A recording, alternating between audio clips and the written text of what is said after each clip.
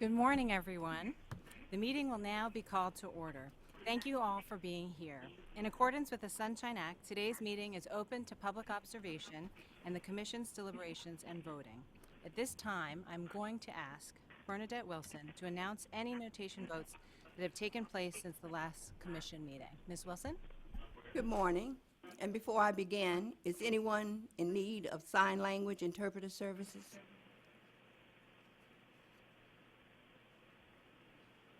Okay, thank you.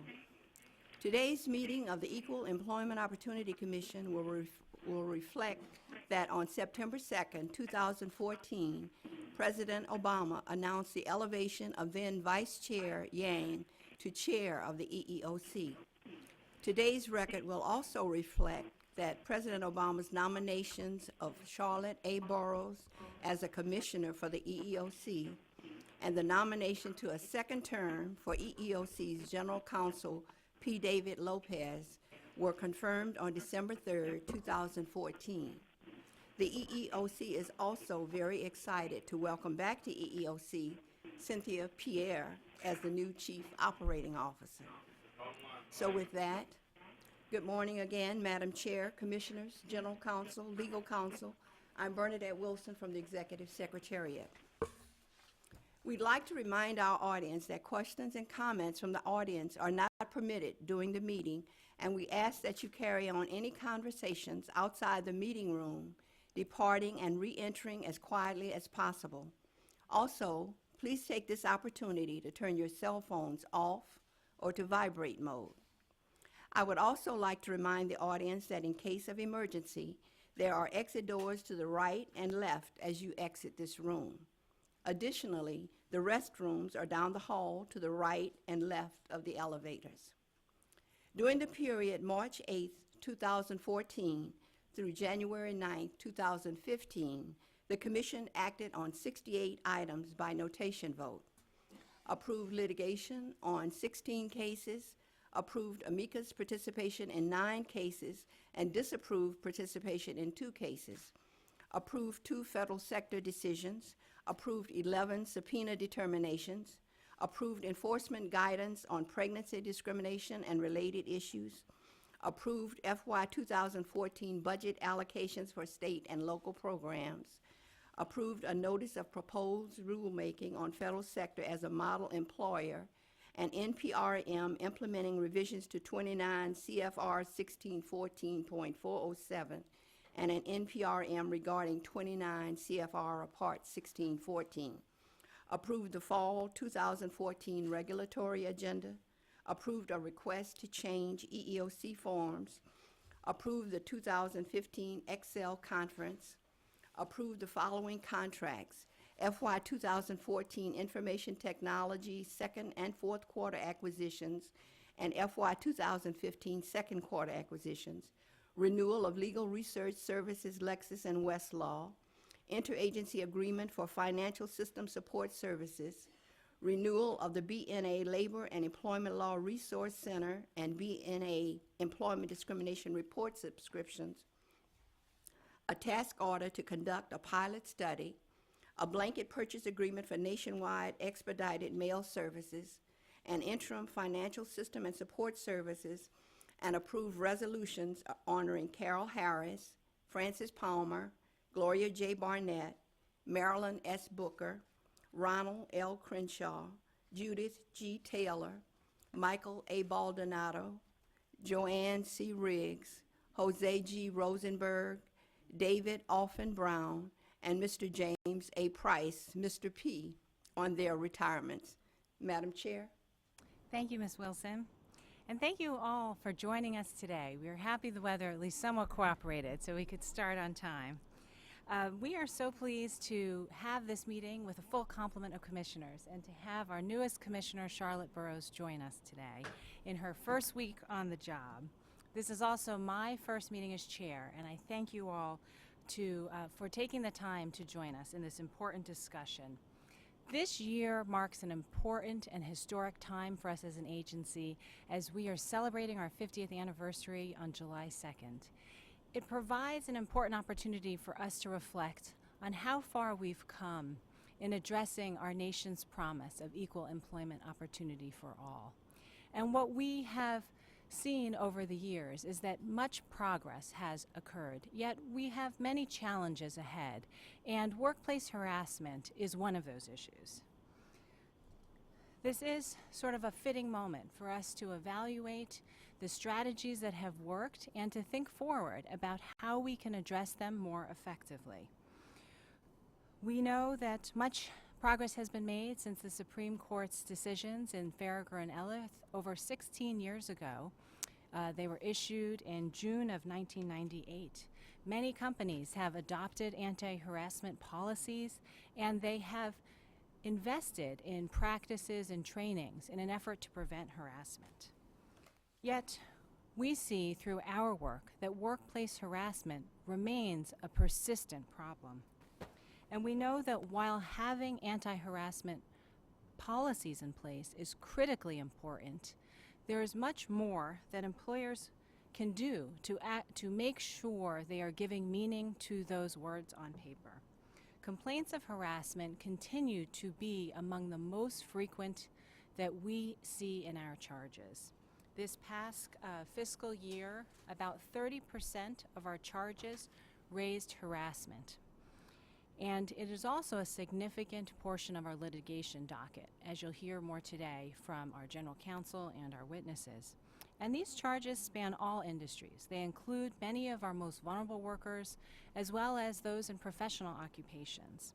We have seen the most charges from our data coming from individuals working in industries that include healthcare and social assistance, retail, manufacturing, and accommodations and food services.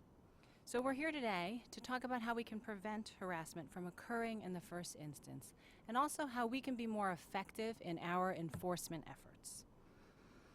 Whether the harassment is based on race, disability, sex, religion, national origin, age, or other bases, we'd like to understand what are the workplace conditions that give rise to harassment in these different areas. The EEOC has a number of guidance documents and other technical assistance documents available on our website. And we are considering ways in which we can update this guidance to address some of the changing issues in the workplace of today. We are interested in your perspective on the impact of the Supreme Court's most recent harassment decision in Vance versus Ball State University. As many of you know, our strategic plan for the 4-year period of 2013 to 16 included among our 6 national priorities the goal of preventing harassment through systemic enforcement and targeted outreach. We are interested in hearing from you today on some of the recurring problems you've seen in workplaces and industries that lead to patterns of harassment. What steps should employers be taking to prevent harassment, to adequately investigate charges, and to remedy discrimination when they find that it has occurred? We would especially appreciate your ideas on how we can effectively target our outreach and education to prevent problems and to promote broader compliance.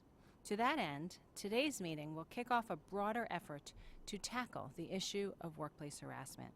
I have asked Commissioners Lipnic and Feldblum to co-chair a task force that will convene experts across the employer, employee, human resources, academics, and other communities to identify strategies to prevent and remedy harassment in the workplace. Through this task force, we hope to reach more workers so they understand their rights, and also to reach more in the employer community so we can understand the challenge that they face and promote some of the best practices that we've seen working. I thank them both for their willingness to lead this effort going forward, and I want to thank each of our witnesses for their testimony that they will give us today and all the work that you have put into providing your written testimony that's available on our websites.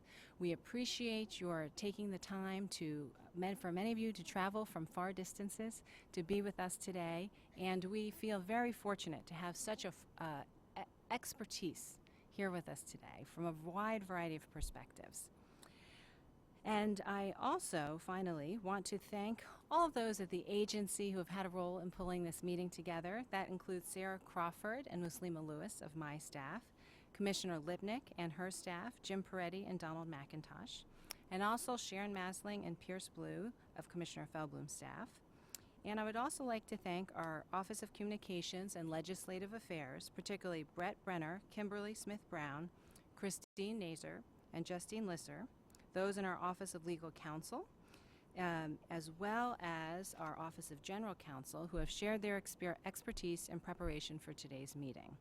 I would now like to invite my fellow commissioners to make any opening statements or comments, beginning with Commissioner Barker. Thank you. Well, good morning, everyone, and thank you so much for joining us this morning on this very important topic.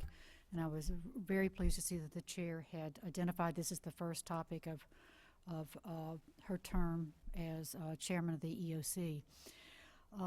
Two things I'd just briefly mention. One is I continue to think that the most serious focus. Whoa, what was that? Anything? Is that a radio or? No, we're set.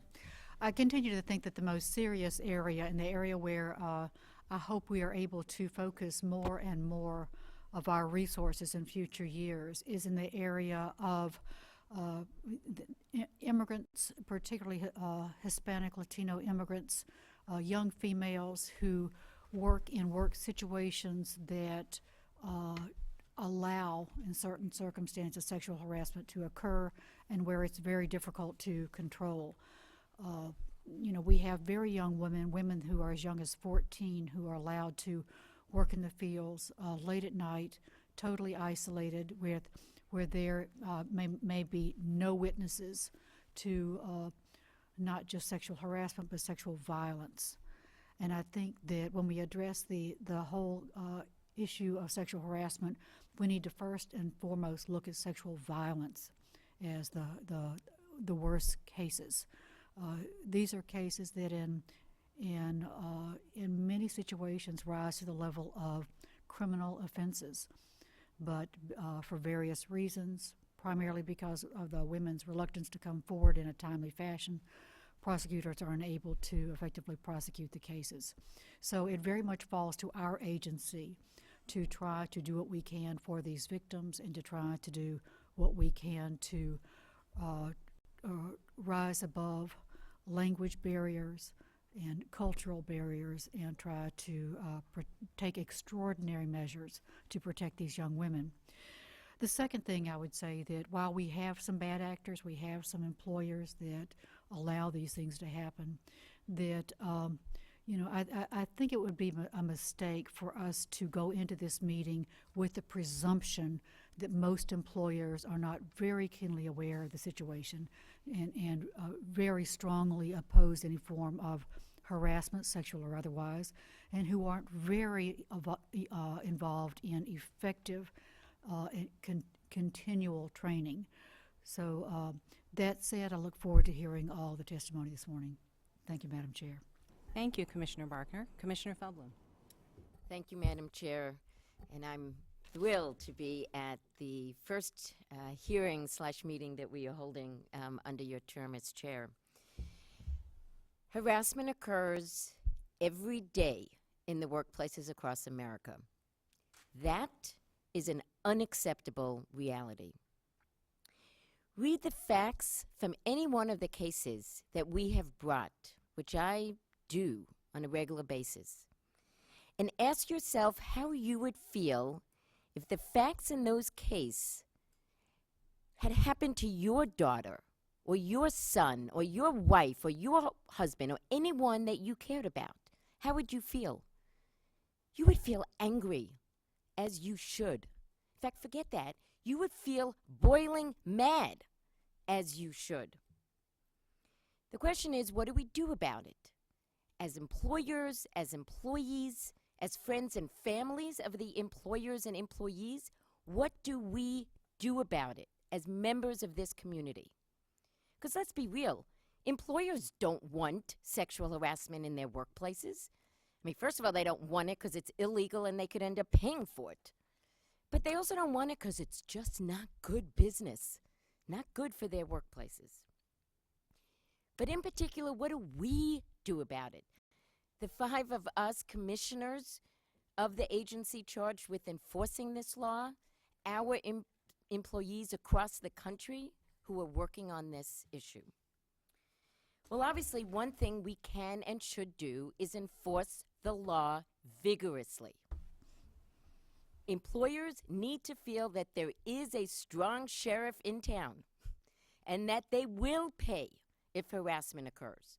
I mean, that's obviously one of the reasons employers don't want sexual harassment to occur.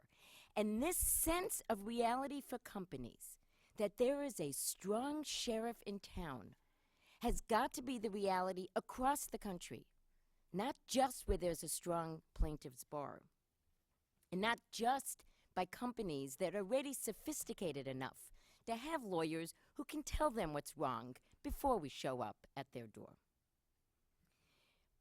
But personally, I don't think the Commission needs a lot of advice or testimony on how to make its enforcement system better. Certainly happy to hear any ideas. But the reality is, I think we have a very good enforcement team across the country. Now, any enforcement team, any enforcement system can be made better, and for that, love to hear ideas. But we have a pretty amazing enforcement team across the country, even in places where there's not a strong plaintiff's bar. And I'm particularly pleased that we are going to be hearing from one of the charging parties in a case, Laudente Montoya, who came to the EEOC for help, and from one of our trial attorneys, Ratliff, who in fact was there to help, together with a lot of other people, as Sean will tell us. But here's the bottom line. The problem of harassment continues. It continues even though employers spend millions of dollars doing trainings.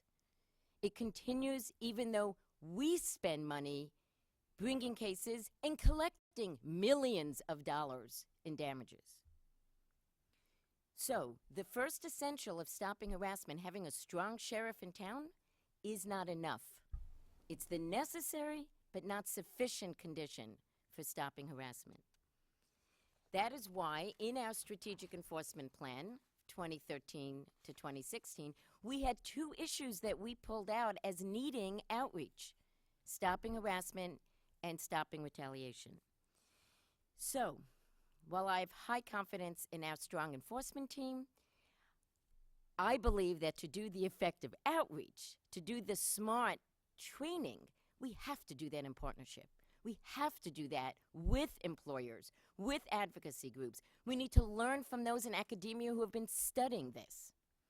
So I am very pleased to be working with Commissioner Lipnic on the task force that Chair Yang just announced. I hope it will provide us a unique opportunity to share ideas and thereby come up with new and creative strategies so we can really make a dent in this problem that should make all of us boiling mad. Thank you. Thank you, Commissioner Feldblum. And now, Commissioner Lipnic. Thank you, Madam Chair. Good morning, everyone. I want to extend my congratulations to our new chair and congratulate her on her elevation to the chair and also to moving to the middle chair. So I just want to tell you that, and you know, the more you come to the right, Jenny, Connie and I are very happy about that. So. I also want to congratulate our General Counsel on his reconfirmation and welcome our new Commissioner, Charlotte. Glad to have you here. I also want to thank Chair Yang, your staff, for organizing this important meeting. I know the amount of work that goes into putting these together, and your attention to this topic is greatly appreciated. Welcome to all of our witnesses. Thank you for all the work that you have put into your testimony today. Having had to deliver testimony and testify at a number of occasions, I know what that's like and how much you have to put into it, so much appreciated. I have told this story in a number of public forums over the past few years. When I first came to the Commission in 2010, I was stunned and shocked by the number of harassment complaints we receive every year. Not that I didn't know, of course, that sexual harassment or racial harassment existed in the workplaces, but when you take a look at our press releases every week, then you start to get a sense of how much this persists. I had discussed this with our immediate past chair, Jackie Berrien, and she had asked me to look into and survey our district offices, which I did, and the reports were not encouraging. I had heard over and over again after I talked to every one of our district offices, district directors, regional attorneys, that if we wanted to, the commission could have a litigation docket full of nothing but harassment cases. In fact, we could have a litigation docket full of nothing but sexual harassment cases. That was true across the nation in every region. Now, nearly 5 years later, it's still true, and of course, that was the case long before I got here. As I said, for a snapshot of the magnitude of the problem we face, just take a look at our press releases from the last few weeks of the last fiscal year, historically our busiest litigation filing period. Of the roughly 40 pieces of litigation we filed, by my count, 11 included allegations of harassment, so roughly 1 in 4. Indeed, that lines up with the overall number of lawsuits filed over the past few years. In the neighborhood of 25% of the Commission's lawsuits filed since fiscal year 2010 contained harassment allegations. When you consider the various laws enforced by the Commission, that is unfortunately a not insignificant number. And then, as some of my colleagues have mentioned, when you look at the specifics of some of the cases, it's even more troubling. Sometimes, as Commissioner Barker indicated, these are violent assaults. It's often physical in nature. And even in other cases, when it is nothing but boorish behavior, I constantly find myself asking, what do people have to do to be able to go to work, do their jobs, and at the end of the day, go home without having to have put up with harassment in their workplace? One answer to that question, I believe, is to empower more people to truly know they don't have to put up with it. People should know that they have an outlet, that they should report harassment. It's my belief that unless and until more people do that, we will be right here years from now, still wondering what to do. I look forward to hearing ideas from our witnesses on how we can help improve in this area. And of course, I look forward to hearing about the many issues employees and employers should be aware of in handling all of these important reports of harassment. The other side to the equation is, and perhaps most importantly, how can we prevent harassment in the first place? How do we root it out at its source? How can we affect that moment before a person decides to mistreat someone else in the workplace based on sex, race, or any other protected basis? How do we essentially make a cultural change? Now, I suspect that there are some people who are completely unaware of the laws that we enforce, and particularly, as Commissioner Barker mentioned, for those parts of our population, particularly new immigrants who have no idea about our laws. How do we reach those people? There are more, I'm sure, who know it's wrong to harass, or at least who have some idea that it's wrong, but who do it anyway, for whatever reason. How do we reach those people? One thought to add to these questions, I think it's important to remember that the origins of the different forms of harassment can be, I think, different as well. For example, I believe sexual harassment and racial harassment come from largely different places. They are in many cases driven by different biases or desires. As a result, I wonder whether and how prevention strategies should and can be tailored to different forms of harassment. More generally, how should we be thinking differently about the different forms of harassment? On this, and of course on all these issues, I look forward to the insight of our witnesses. Finally, I too look forward to working with my colleague, Commissioner Feldblum, on the task force that will come out of this meeting.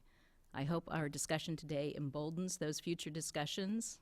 I hope this task force is able to foster new ideas and, as Commissioner Feldblum said, creative ways to grapple with workplace harassment, with the understanding that we have been fighting this problem for a very long time. I hope we can reach a new level and turn the tide in favor of even more harassment-free workplaces. So again, welcome to our witnesses. Thank you for being here, and I look forward to your testimony. Thank you, Commissioner Lipnic. Commissioner Burrows. Good morning, everyone. First, I'd like to say that I'm pleased and honored to have joined the Commission today for its first hearing of the year, my first hearing, and also in this anniversary year as we look towards the anniversary of the Martin Luther King holiday and think about all the things that the Commission has to do to finish the work that was started 50 years ago when this body opened its doors. So I'd like to also join in congratulating my friend Jenny Yang and her position as chair, and to thank the other commissioners for the chance to join with them on this important topic. The nation has made, as others have said, great progress in the civil rights over the past 50 years, and a great deal of that credit, I think, goes to the Commission. But as the written testimony that we've received shows, and as some of the statistics that Chair Yang and Commissioner Lipnic and others have cited make clear, we still have unfinished business in the area of civil rights, as my former boss, Senator Kennedy, liked to say. I was surprised in reading the Strategic Enforcement Plan to hear that harassment is one of the most frequent complaints raised in the workplace. In some senses, that's such a pervasive problem. And that the experience over the years, I think, with civil rights statutes has been that when discrimination is sort of shut down in one form, new forms are found. So that as the doors opened to actually hiring certain individuals in the workplace, then the next reaction to that, in part, unfortunately, seems to have been, well, okay, you're here. We've got statutes that say we have to hire you, but you're not going to be treated equally. So you have to deal with that new form, and that's been the case with other civil rights statutes as well. So there's unfinished business. Today's hearing is a good place to start. I'd like to thank each of the witnesses who are here today for joining us to assist the Commission in looking at this very important topic. And Americans spend an enormous amount of time at work, so it's in everybody's interest to make sure that they're treated fairly when they get there, both for employers, for employees, for the broader economy, and of course, because it's the right thing to do. So I look forward to the testimony today and to hearing from everyone. So thank you very much.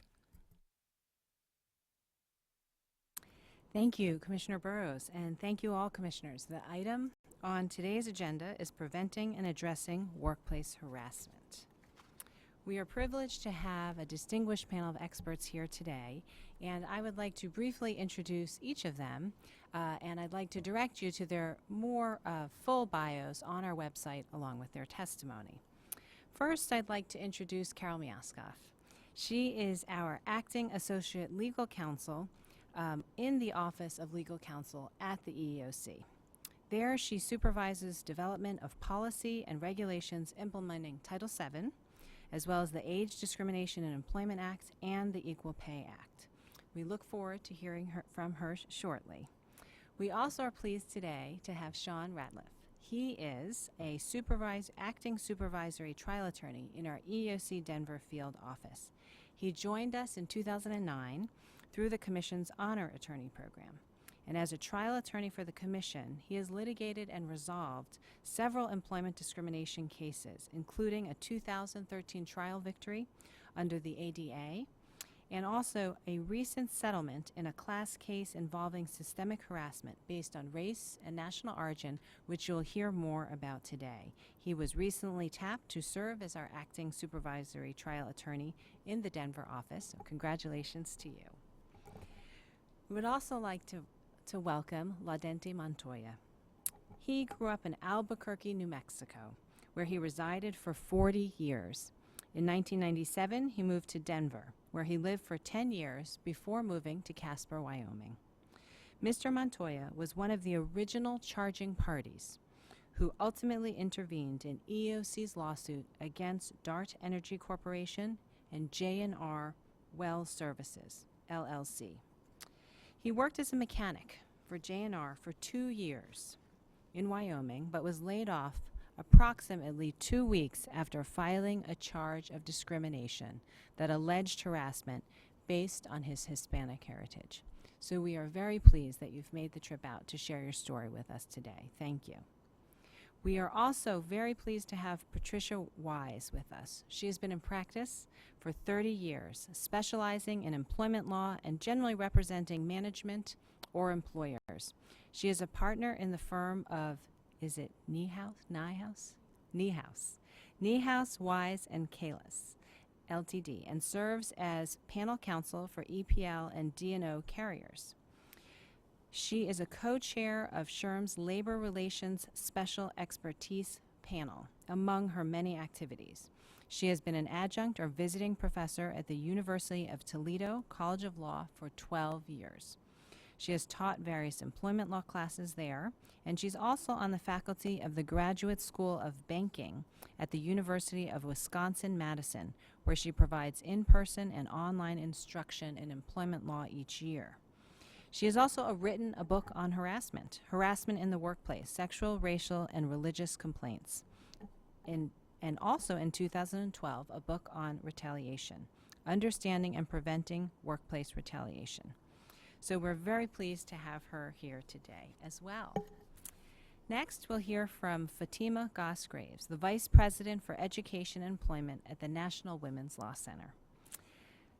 She works to promote the rights of women and girls at school and in the workplace, and to advance equal pay for equal work, expand opportunities for women in non-traditional fields, address the discriminatory and unfair working conditions for workers in the lowest paid fields, and ensure the development of fundamental legal principles of equal opportunity. Thank you so much for joining us. And last but not least, we have Jane Cow, an employment lawyer and HR consultant and trainer. She has practiced in this field and provided human resources consulting services for employers for over 20 years. She practiced at various law firms where she advised and represented employers of all sizes and across all industries in employment disputes. She also served as senior counsel and the sole employment lawyer at a Silicon Valley-based company with 75 locations worldwide, before founding HR Law Consultants in 2012. Her firm focuses on advising, training, auditing, and investigating workplaces to ensure compliance with state, federal, and local workplace laws. She regularly advises and trains HR and employee relations professionals on a wide array of employment topics. And we thank her also for joining us today. So again, thank you all for being here today. We would like to begin with Carol Miaskoff. Thank you, Madam Chair, Commissioners. As some have already said, it is already 16 years since the Supreme Court decided Farragher and Ellerth and put anti-harassment policies and complaint procedures front and center for employers. But apart from a short decline in sexual harassment charges relatively early in that period, the number of charges alleging harassment has remained high. I'm going to start by talking about some of this data. Since fiscal year 2010, over 25% of the private sector, state, and local government charges filed each year with EEOC include allegations of harassment based on race, color, religion, national origin, sex, disability, or age. For fiscal year 2014 alone, EEOC's data will report that 88,778 charges were filed. Of those, 9,023 alleged racial discrimination and some form of harassment, 6,862 alleged sexual harassment, and 4,848 alleged disability discrimination and some form of harassment. As the chair already noted, since FY 2011, the most harassment charges have been in 4 industries: healthcare and social assistance, which basically includes doctor's offices, any kind of outpatient facility, and home health care services, retail, manufacturing, and hotels and restaurants. For EEOC's litigation program for 2010 to 14, over 24% of the cases brought included harassment allegations, and I think, as you've heard, we could have had many more. For EEOC's federal employees appeals programs, about 30% of the appeals resolved by the Office of Federal Operations since FY 2010 included harassment allegations. So clearly, as several folks have already stated, there is a need for some new thinking and some new actions about best practices, and this meeting will be a start of that process. At the same time, EEOC is acting now to target its harassment outreach and systemic enforcement under our plan. In FY14, EEOC staff trained or spoke to, listen to this, approximately 49,000 people about harassment. That's a lot of people. Employers and employees at 836 events nationwide. For example, folks from our Charlotte office trained the staff of a children's medical clinic about harassment. Staff from our Atlanta office trained hotel and restaurant managers and supervisors who worked at an array of restaurants and hotels around the country for one ownership group. The EEOC also has had successes in litigation, and these cases clearly put a face on some of the numbers that I've been reciting. And I'm only going to cite a few of them. But in March 2012, EEOC settled a disability case alleging that an office worker who had recently disclosed a psychiatric diagnosis to managers was subjected to epithets like pill popper and psycho, and was later fired while on medical leave. This EEOC settlement, in addition to money, implemented best practices for the employer regarding preventing harassment and also for reasonable accommodation of disabilities. Last month, December 2014, EEOC settled a case with an airport fueling company alleging that managers routinely referred to fuelers who are from African countries, including Sudan, Nigeria, Ghana, and Sierra Leone, by using animal imagery. A manager also taunted these workers by talking about working conditions during American slavery. Some of the Commission's harassment cases involve vulnerable workers. January 2013 settlement, EEOC settled a sexual harassment case on behalf of women fast food workers, including many teenage girls. These women alleged obscene comments, unwanted touching, strip searches, and rape. Plus, they were retaliated against for complaining. In another sexual harassment settlement on behalf of a vulnerable worker in May 2013, EEOC resolved a lawsuit alleging that a supervisor at a Washington state egg farm demanded sexual favors from a woman agricultural worker who worked in isolated circumstances in order to keep her job for over 7 years. Again, there was retaliation. So, despite these litigation successes, and successes they are, the need for progress is obviously clear, and the goal is to prevent harassment. Now, in my written testimony, I summarize some best practices for preventing and responding to harassment that the Commission has put out already. But today, in my spoken testimony, I'm going to totally defer to our experts from the real world to hear what they have to say. Right now, I want to conclude by flagging two developing legal issues: sex harassment and interpretation of the Vance decision. Sex harassment is more than only sexual harassment.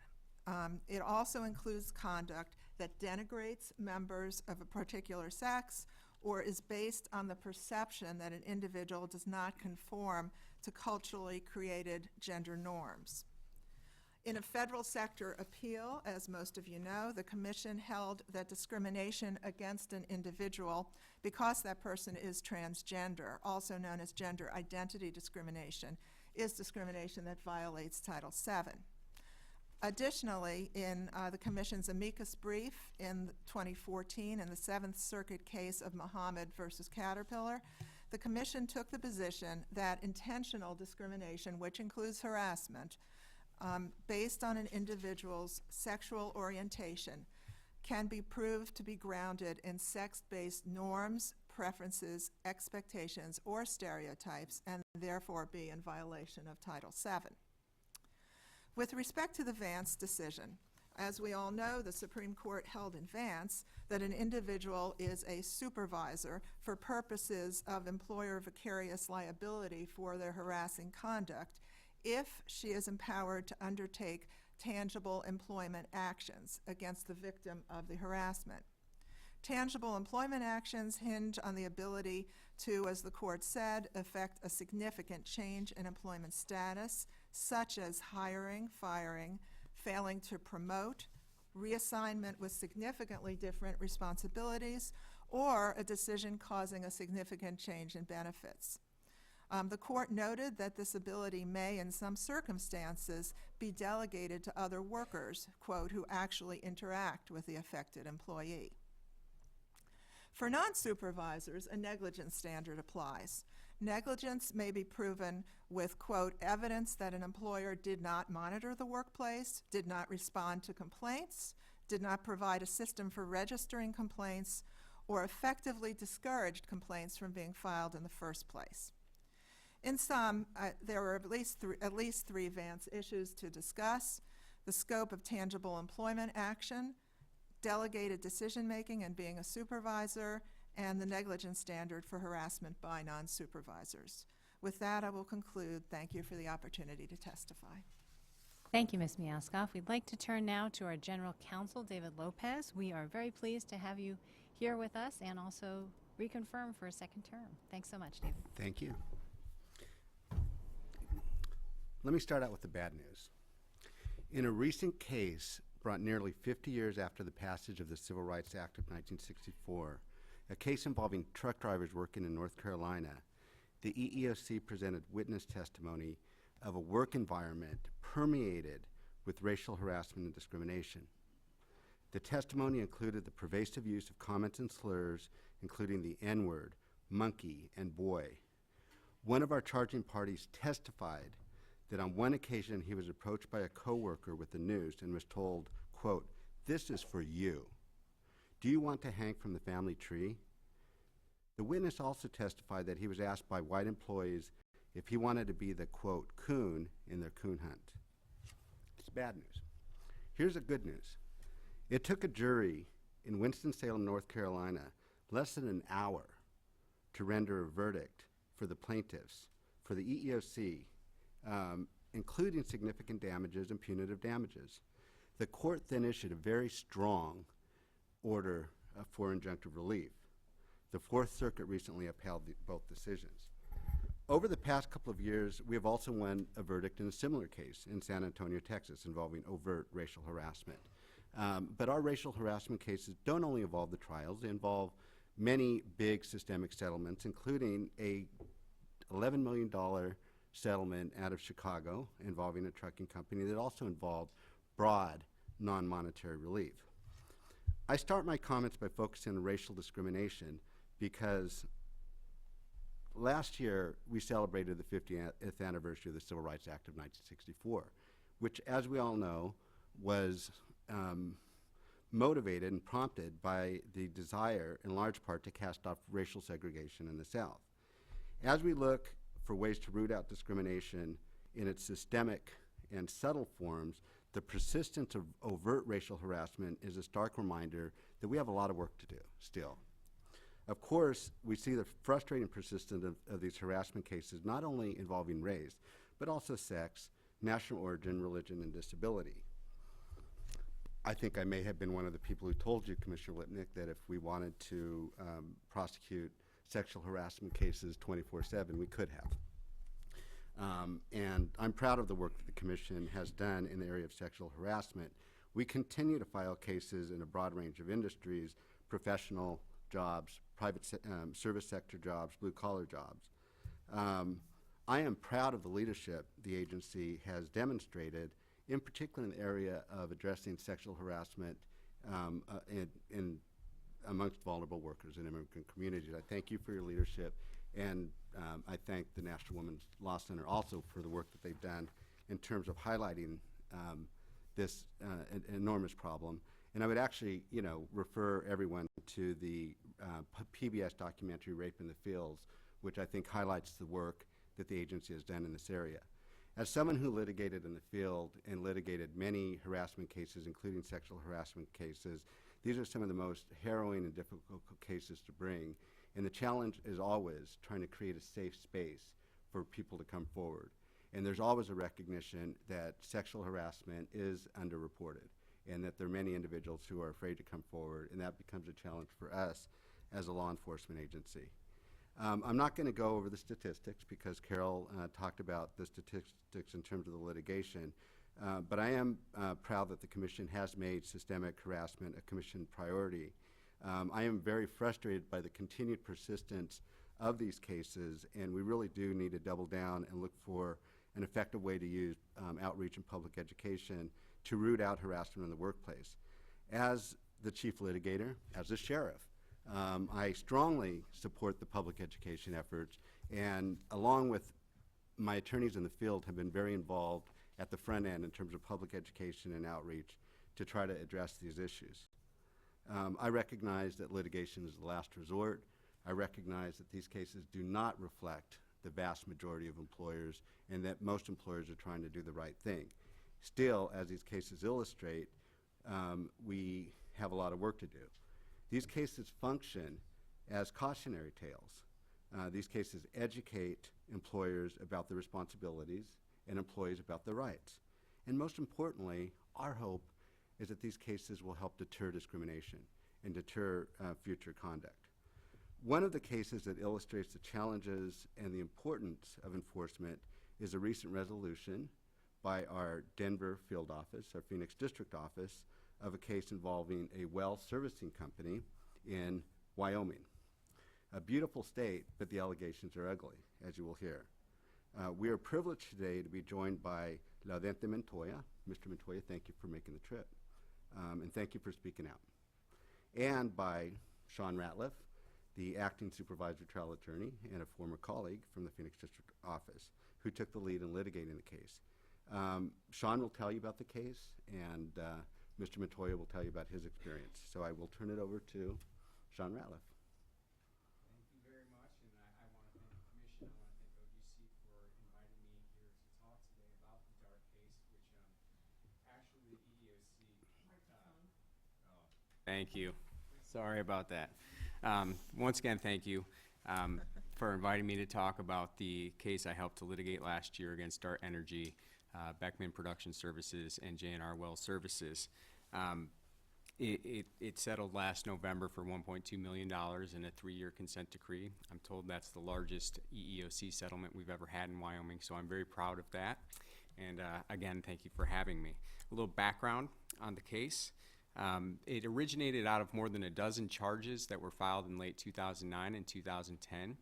They were filed with the Wyoming FEPA, were eventually transferred to the Denver field office where we continued to investigate, ultimately found cause in 2012, and initiated the lawsuit at the end of 2013.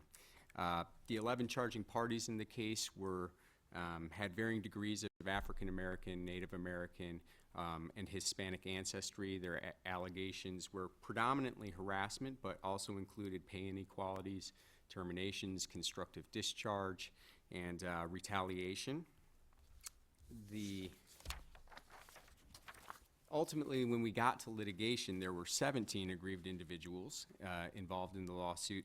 They really had different jobs. Some of them were truck drivers, some of them were mechanics, and the remainder were rig workers. So, and they worked at various times as well. Some of them were as early as 2005, and we had people who worked as late as 2014. Despite these differences in their jobs and when they worked, they all told a very similar story, and that was that derogatory comments and so-called jokes about their race or their national origin were just common. And you know, complaints to management were either swept under the rug, ignored, or in some instances, like Mr. Montoya's after he filed his charge, these people suffered severe retaliation. He was let go. So I'm not gonna, I don't wanna go into the details of all of the harassment. It's in my written testimony. I think Mr. Montoya is gonna talk about that. Suffice it to say that the men's stories paint a picture of a workplace where racial harassment was widespread, it was longstanding, and it was egregious. And it was made worse, I think, by the fact that these were really dangerous jobs. You know, as one of our guys put it, you know, your life was in the hands of people who were judging you based on the color of your skin. So that was very difficult. I'd like to talk a little bit more about kind of what we can take away from the Dart case. And first of all, I think the underlying problem is obviously just that there is prejudice and racism still in this world.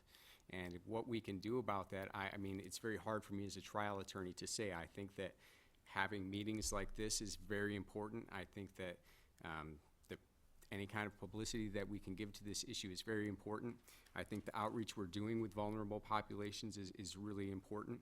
And as a former school teacher, I think we could be doing more with kids in schools. I mean, hitting these people early when they're still very ideological and they haven't sort of been ingrained with you know, prejudice. So I think that's important. I think obviously employers have to hold their employees accountable. You know, Archie Bunker might have been amusing in 1970s sitcom, but you know, in 2015 workplace, you know, you just can't allow people like that to continue behaving in a way that denigrates, you know, racial minorities. And if an employer is not going to take the initiative to discipline the Archie Bunkers of the world, I think the EEOC and the private bar need to step up and do that. Unfortunately, I think in places like Wyoming, where there isn't a robust plaintiff's bar, it's that much more important for the commission to step in and fill that void. Litigation and monitoring, in my experience, can make a difference. I think we also need to, as a commission, look at certain industries. In particular, you know, the oil and gas industry, we've seen a lot of problems with. In any industry where employees are supposed to act tough, where they're rough, where it's like, yo, you're supposed to be able to handle this, you know, we're tough guys here. I think those are places we can focus. A roughneck no more than a school teacher deserves to come to work and not be called the N-word or a wetback or whatever other derogatory term you can come up with. The Commission's targeted relief that we seek in our consent decrees, I think, is very important. And I think there's a lot of things that we've incorporated into our consent decrees that employers could themselves voluntarily incorporate that would help prevent these kinds of things. In the Dart case, for example, we found that there was little or no training at all until these guys filed charges on race harassment or sexual harassment or anything for that matter. So we built into the decree training for not only line employees, but management and human resources. Another issue we saw in DART was this expectation that things be handled locally, that you're never supposed to go over somebody's head. To combat that, we instituted as part of the decree a hotline. That hotline number is being posted in the main office as well as in the trailers out in the field so that people know that there's a place that they can call. We built into it an annual survey. So they'll be asking employees each year anonymously to report whether or not they've seen any forms of harassment. I think these 1-800 numbers, surveys, they're inexpensive, easy ways employers can kind of keep track of whether or not there's problems happening in their workplace. I'll mention one other thing because I know we're sort of short here. We built into the decree a system whereby DART and JNR would evaluate their management and compensate their management on EEO compliance as well as, you know, their bottom line. Because I think managers just need to know that it's just as important to treat your employees with respect as it is to get a profit. And again, I think that's an easy way that employers can show their management that EEO compliance is just as important as anything else. So, you know, time will tell whether or not all of these things make a difference in JNR. We just settled last fall. I'm hopeful that it will. I know that we made a difference in 17 men's lives, hopefully in the lives of future employees at JNR. I would like to give credit to all the people that worked on the case. I won't mention them all, but most of all, I want to give credit to the men who stood up for themselves. We wouldn't have had this case if they wouldn't have come forward. So I really want to thank Laudente, Montoya, and all the other guys in the litigation for coming forward. And thank you all for having me today. Thank you, Mr. Ratliff. Mr. Montoya. Good morning. I want to thank the commission for allowing me to be here, and I'm excited to be here. My name is Laudente Montoya. I'm one of the people who filed charges of discrimination against JNR Well Service and Dart Energy for harassment that I suffered at the workplace. I started working at JNR as a mechanic in November of 2007. My first day on the job, my very first experience, we had a morning meeting, and I was referred to and introduced as Uncle Beaner. My nephew, my girlfriend's nephew was my nephew, was referred to as Beaner, so naturally they referred to me as Uncle Beaner. So that was my very first experience moving into Wyoming. Mike Brazel, who was another one of the plaintiffs in the case, was my nephew. He had worked there before me and he was referred to as Beaner, as I mentioned. We were both Hispanic. Mike was half Hispanic, so at times he was referred to as half a Beaner.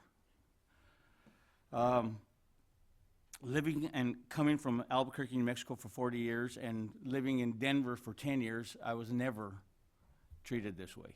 I mean, there was such an array of population in both places that this just didn't happen.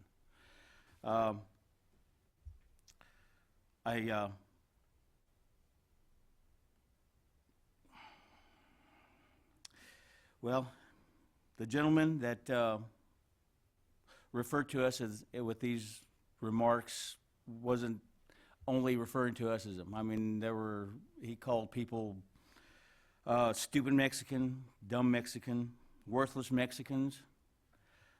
Sometimes he would switch up and call us spics.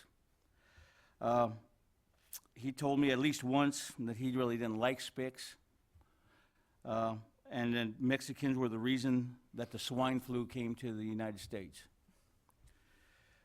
If Mike and I spoke Spanish on the job, we were also told that, well, this is America. You're not supposed to speak that language here. We're Americans.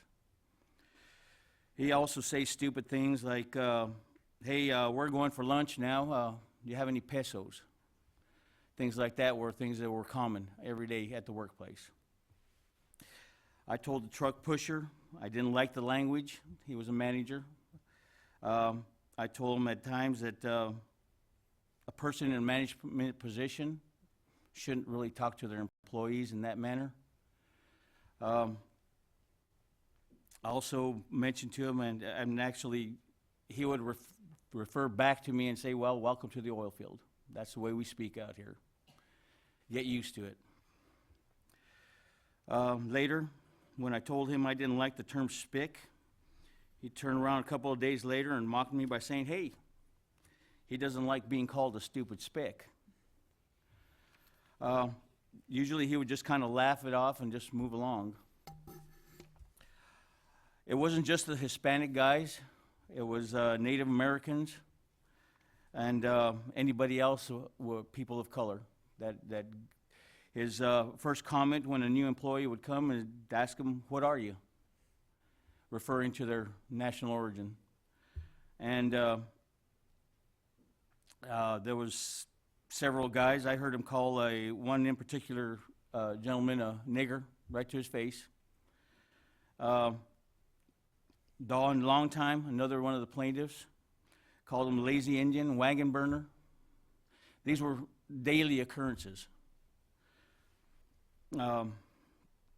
We would complain to our supervisor. Don was my supervisor directly, and we were supposed to take the chain of command, so regularly complain to him. He would take that up to the area manager, who was his boss, and it would get swept under the rug. The management team was, they were close friends. Well, working that job was one of the worst times of my life.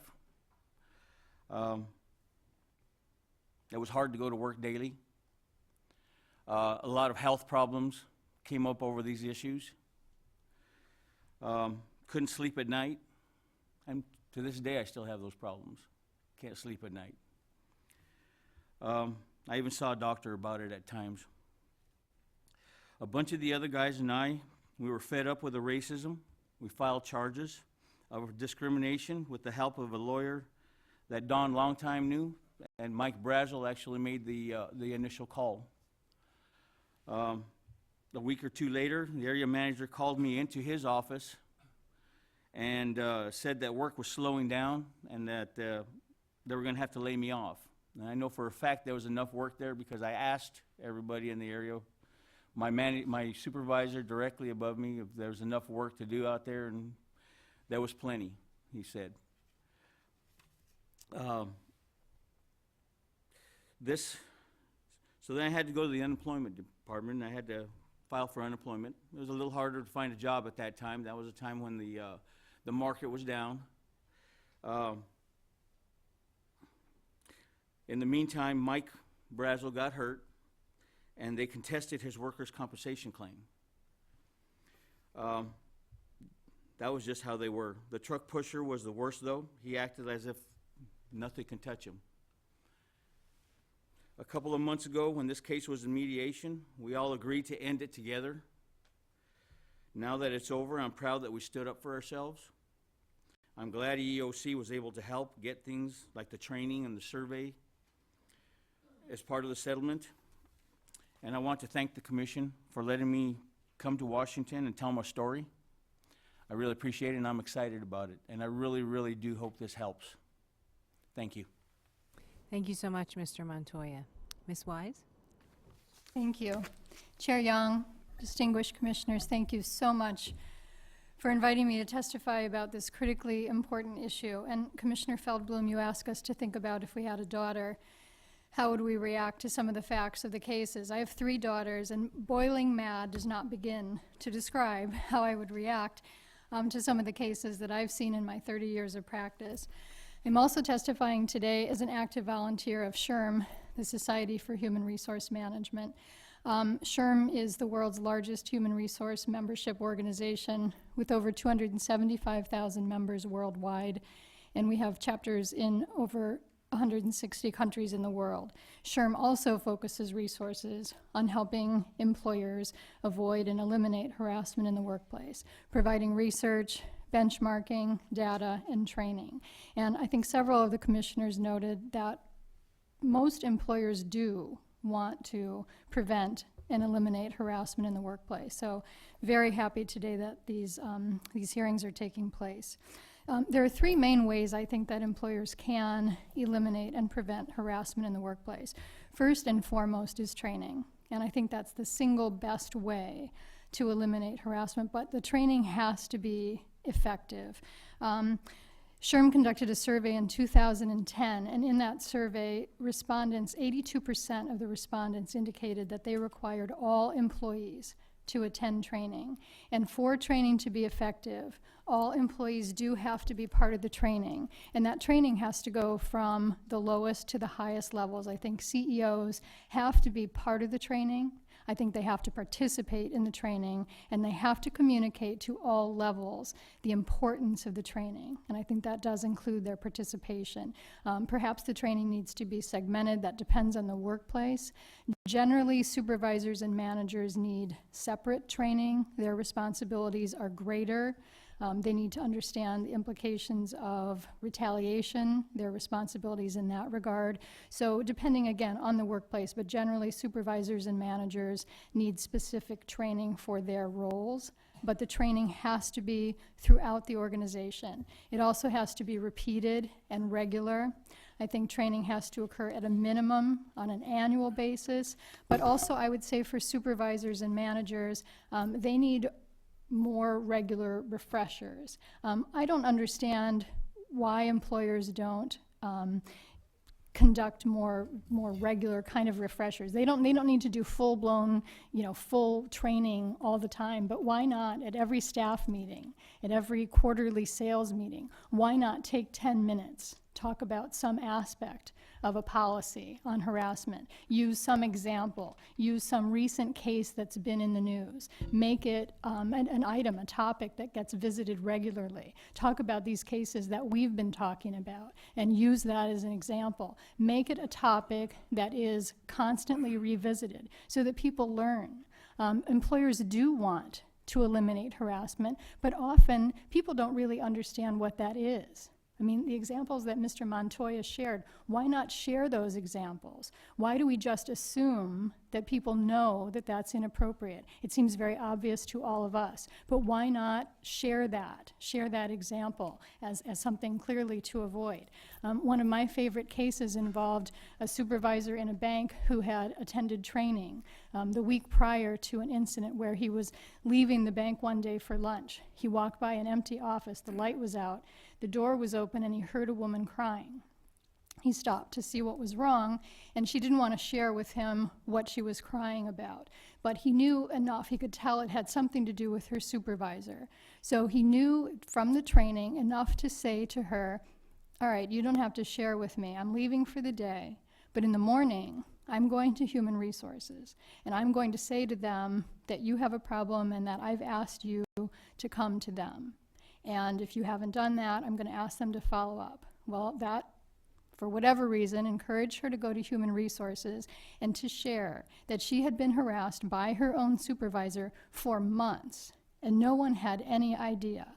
And so at that point, the bank was able to address the harassment. Her supervisor never set foot in the bank from that day forward, and they were able to investigate, take care of the problem, and eliminate the harassment. The supervisor who discovered her in the office, I don't know, he couldn't have conducted an investigation, I don't think. He wasn't an expert in harassment, but because of the training, he knew enough that situation had to be immediately addressed. And that's what our supervisors deserve. They deserve to understand the seriousness of a problem and that there needs to be some immediate reaction, and he was able to do that because of the training. Fortunately, it had happened the week before. So that frequent refresher, that training, that's what supervisors need, and that's what employers need to be doing. Harassment training also, we talk a lot about sex and sexual harassment. That's what most people are more aware of. As we all know, there can be harassment on so many different bases, and that needs to be included in the training.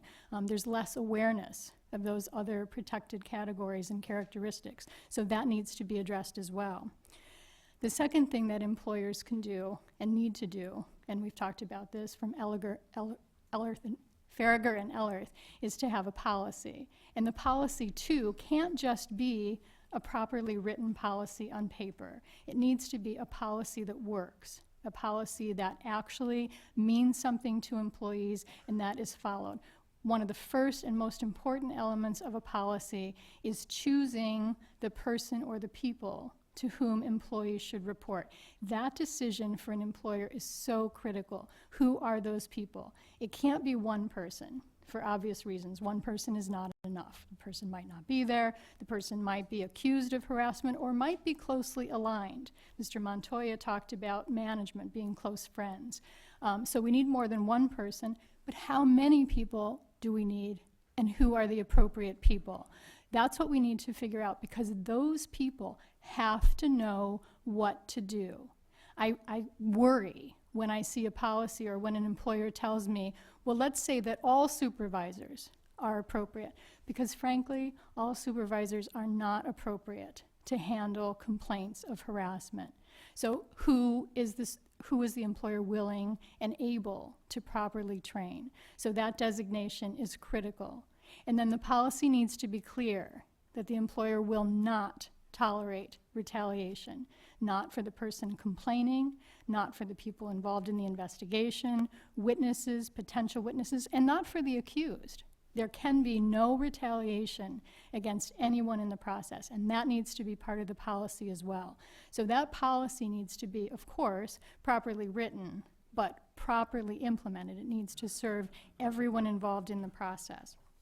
And again, this policy needs to be discussed. It needs to be in front of the employees all the time, not just disseminated once a year or even less to everyone, but it needs to be current. It needs to be in front of the employees. And then finally, effective investigations. And again, who will conduct investigations? Deciding who will conduct the investigations, again, a very important decision for employers. This needs to be someone who can do that. Maybe someone internal, maybe external, depends on the situation. The more senior the person is who's accused of harassment, the more critical that decision is. But the person needs to be very well trained to avoid liability for the employer, but also the goal here, again, eliminate harassment, eliminate harassment. And sometimes that means stopping it immediately. Sometimes an accused has to be taken out of the workforce immediately before the conclusion of the investigation. So we need people who are empowered and who have the authority to do that when it's necessary. Employers, I do believe, and several of the commissioners pointed out, employers don't want harassment in the workplace. It's not good business. They don't want it. And many, I would say most employers, they do want to do the right thing. And so I think employers would welcome collaboration in the workplace. And again, Commissioner Feldblum, you talked about the strong sheriff in town. I would say my clients would agree. You have good enforcement, but we'd like to partner. I think employers would like to partner with the EEOC and that strong sheriff. And we do want to eliminate that. I think small employers in particular would really value more training and the talk about the training, more of that, more access to that would be very helpful. Sample policies, small employers would really appreciate that. And then even large employers, I think, just to dialogue, to talk about shared goals, issues that they face, issues that you see. In preparing for this hearing, I talked with my clients, and the smaller employers, I kind of expected that they would maybe welcome some collaboration, but even my larger employer clients, I have a global manufacturer, they have 140 locations in the world, and they said that they would appreciate, knowing what are the shared issues. I have an amusement park operator, they have 19 parks in the country, and they said that they would love to have the dialogue. And SHRM too. SHRM, obviously, access to human resources professionals. They really could get resources out and into the hands of people who could make a difference. So I think that more collaboration and more ways that we can work together with employers. So yes, I would agree your enforcement efforts are excellent, but the more that we can collaborate, the more that I think employers would really appreciate that, and the more we can do to eliminate harassment in the workplace. Thank you for this opportunity. Thank you, Ms. Wise. Ms. Scott-Graves. Thank you, Chair Yang, and to all the commissioners for inviting me to testify here today on behalf of the National Women's Law Center and for taking on an issue of such profound importance. Sexual harassment, as everyone has said, remains a persistent problem. A number of surveys have shown that 1 in 4 women say that they've experienced sexual harassment in the workplace.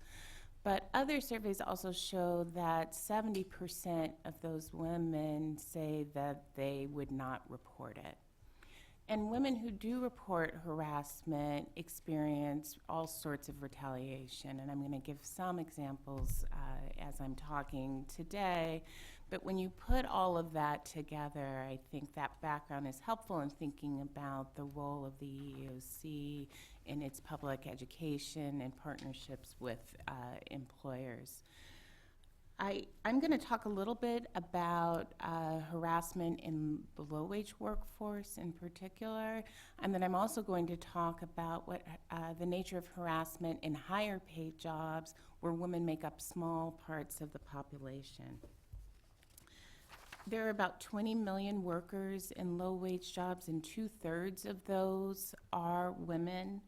And if you think about what those jobs look like, those are jobs where there's not a lot of bargaining power generally. They're jobs where for a number of reasons, women say that they fear retaliation. But low-wage workers in particular are some of the workers that can least afford to be thrown off the job because they complain of harassment or because they're dealing with retaliation. This is especially true given that women are now 41% of breadwinners for their households, and for lower-income women, they make up a higher share of breadwinners. A lot of low-wage jobs also involve, as a matter of course, having to please third parties that aren't in your workplace. If you think about jobs in retail, jobs in restaurants, jobs in hospitality, third-party interactions and needing to please them is a key component.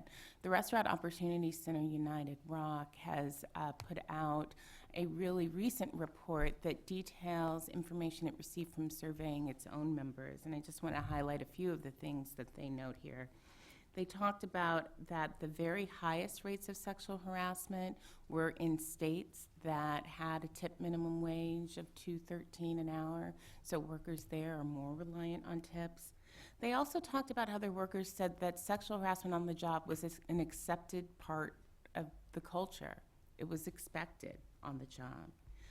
And 60% of women and transgendered restaurant workers reported that sexual harassment was an uncomfortable aspect of their life, and that it was occurring, about half said that it was occurring on about a weekly basis.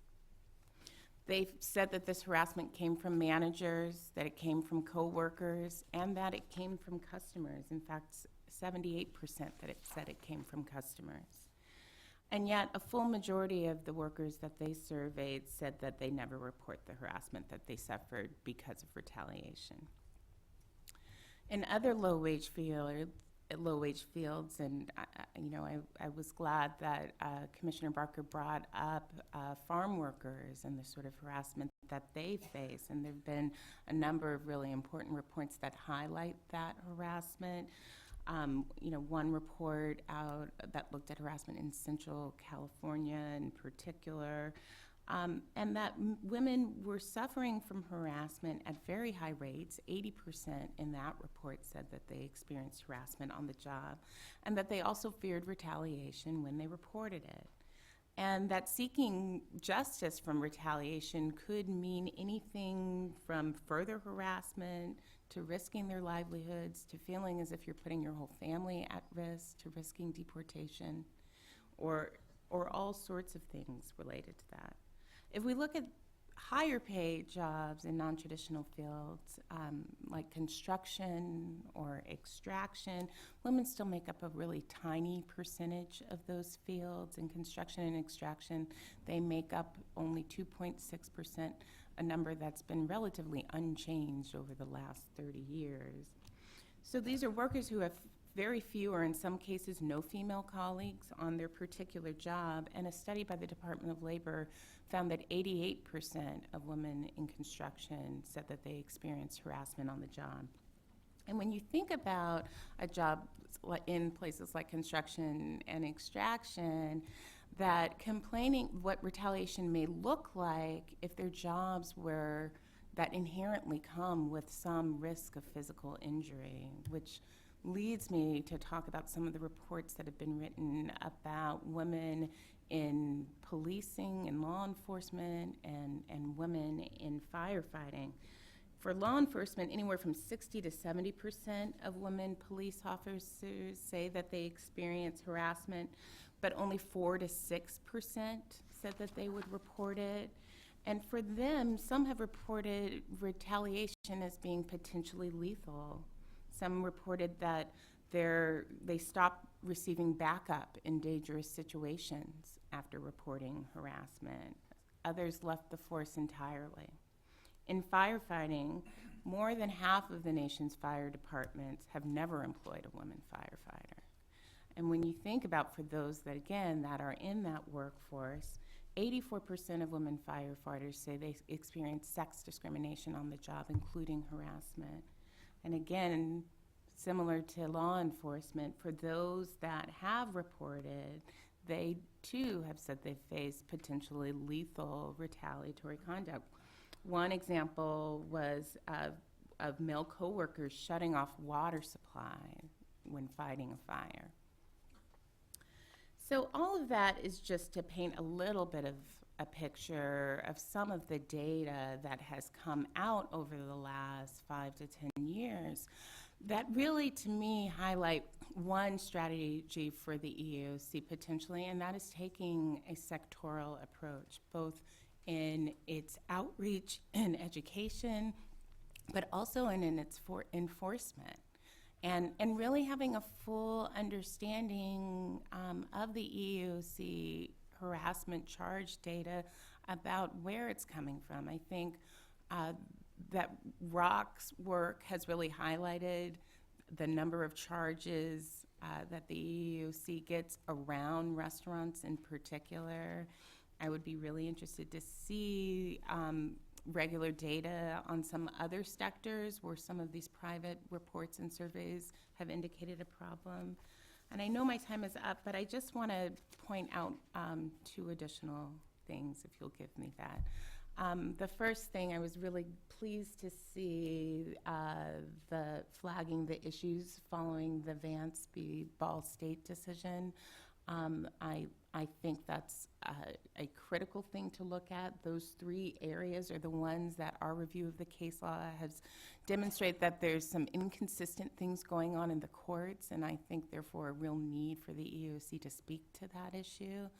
And the last thing is, and this is just an idea that occurred to me this morning, but now that there's this task force, which I'm very excited about, it calls to mind that there's a lot of learning that can happen from the task force that the administration has on sexual assault on campuses.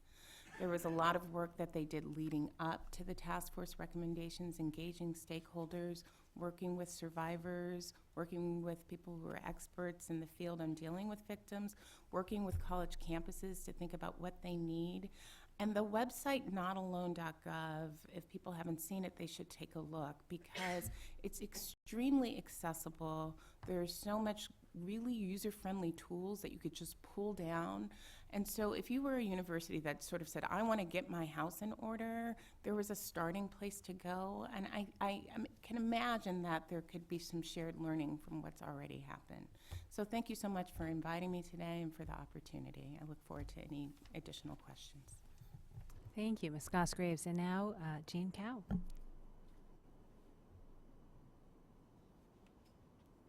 Can you hear me? Yes. Thank you. Good morning, Chair Yang and distinguished commissioners. I'm Jane Cow, and I have been practicing employment law for over 20 years. And I am the founder and principal of HR Law Consultants, a San Francisco-based employment law advice, HR consulting, workplace training, and investigations firm. I'm delighted to be here today to participate in this very important topic. I want to focus my testimony today on 3 key areas that may warrant the EEOC's attention as it plans for future employer training and potential guidance for employers.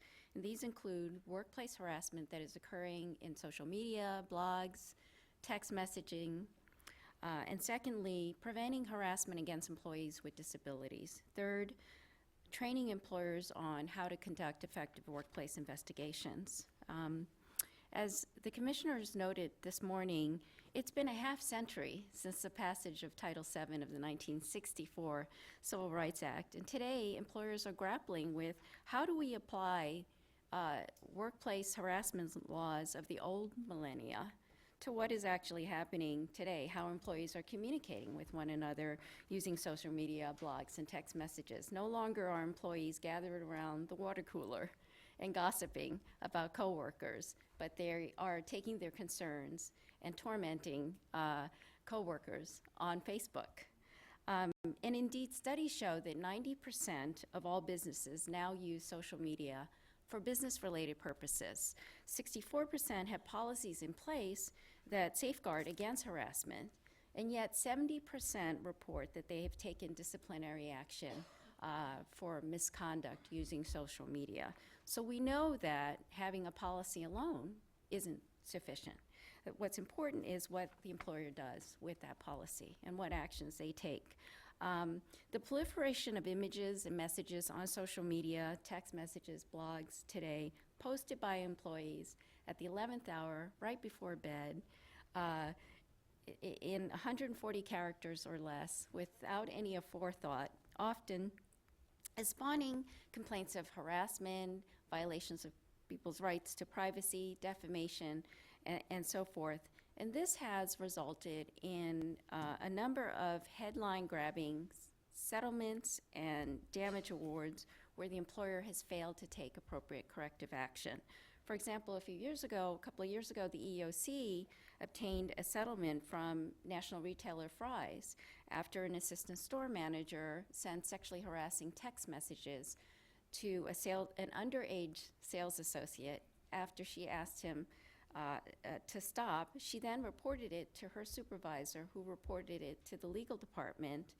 The employer not only failed to investigate, but took no action against the assistant store manager. Instead, they fired the victim and the supervisor, and the result was a $2.3 million settlement, and one of the highest, I believe, that the EEOC has ever obtained on a per-claimant basis. In another case, an employee with a disability was taunted and threatened with bodily harm.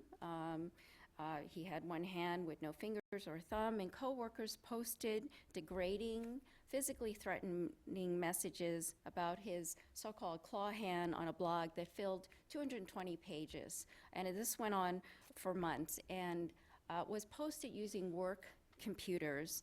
And there were also comments that were made offline. He was taunted and threatened with bodily harm.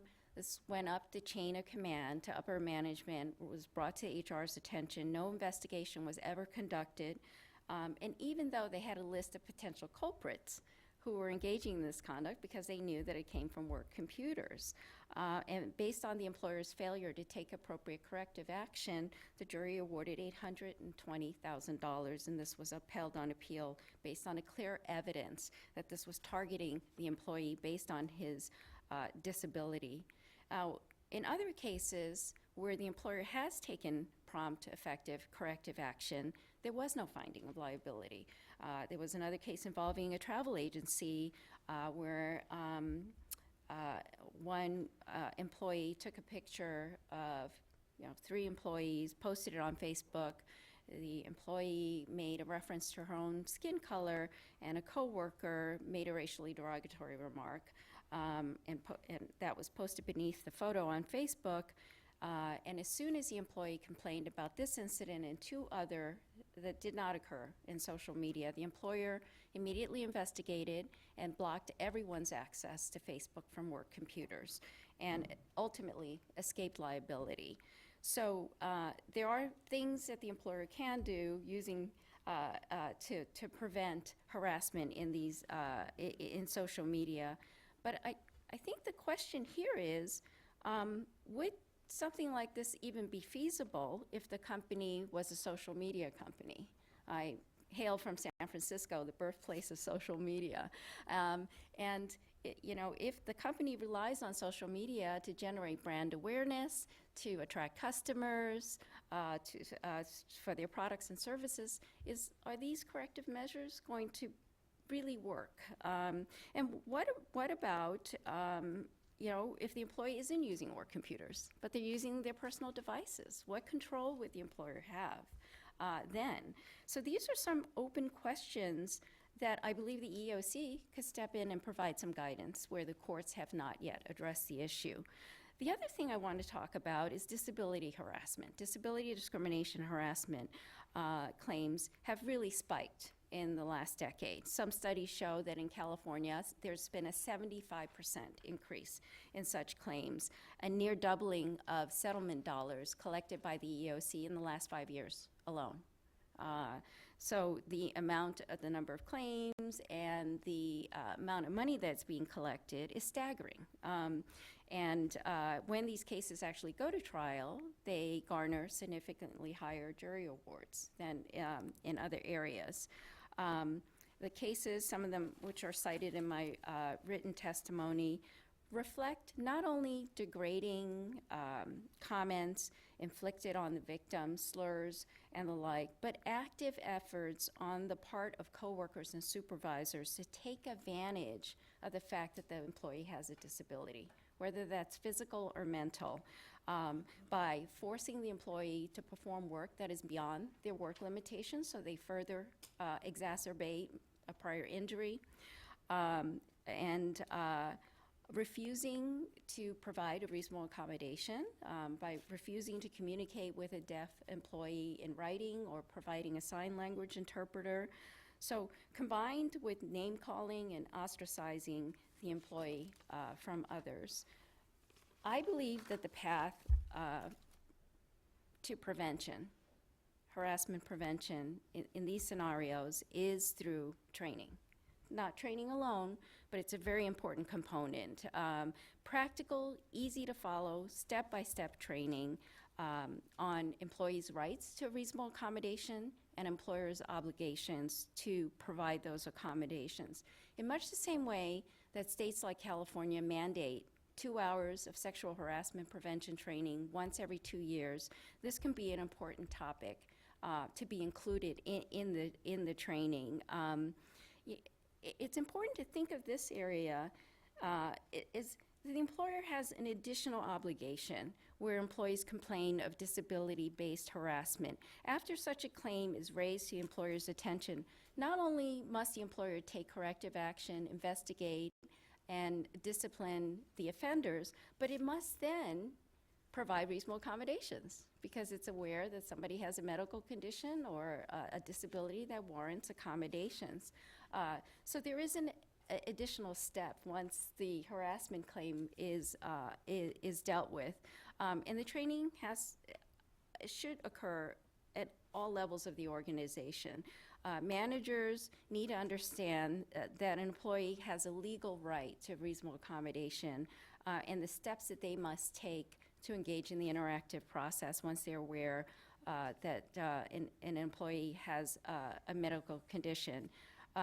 Coworkers have to be trained to understand what constitutes unlawful harassment of a person with a medical condition, whether it's physical or mental, and also to prevent harassment when an employee requests an accommodation or is provided with one. So they don't think of this as favoritism or special treatment because they're allowed flexible work times, or they're given special equipment or a chair.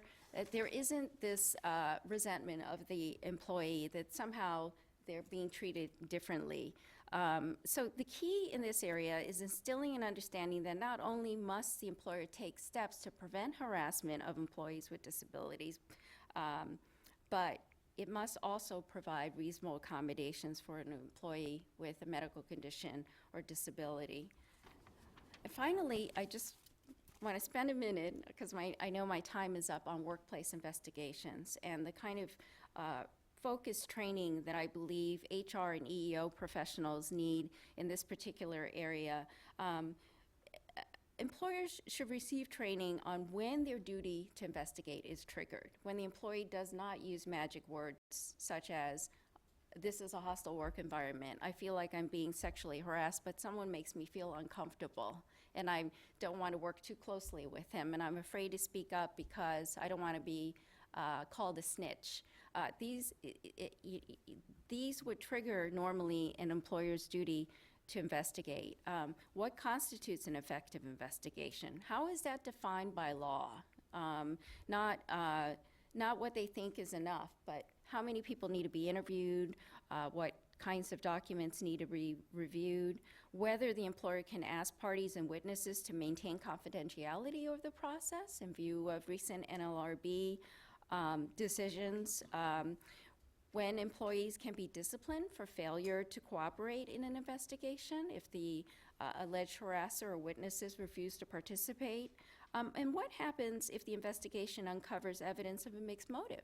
If there are legitimate, non-discriminatory business reasons for disciplinary action, but it also appears that the employee is being singled out because of his or her protected characteristic, that he or she is being held to a higher standard or being subjected to extra scrutiny, whereas others who commit the same infractions are not being subjected to disciplinary action. Finally, how to clearly document the findings and prepare a summary report after the investigation.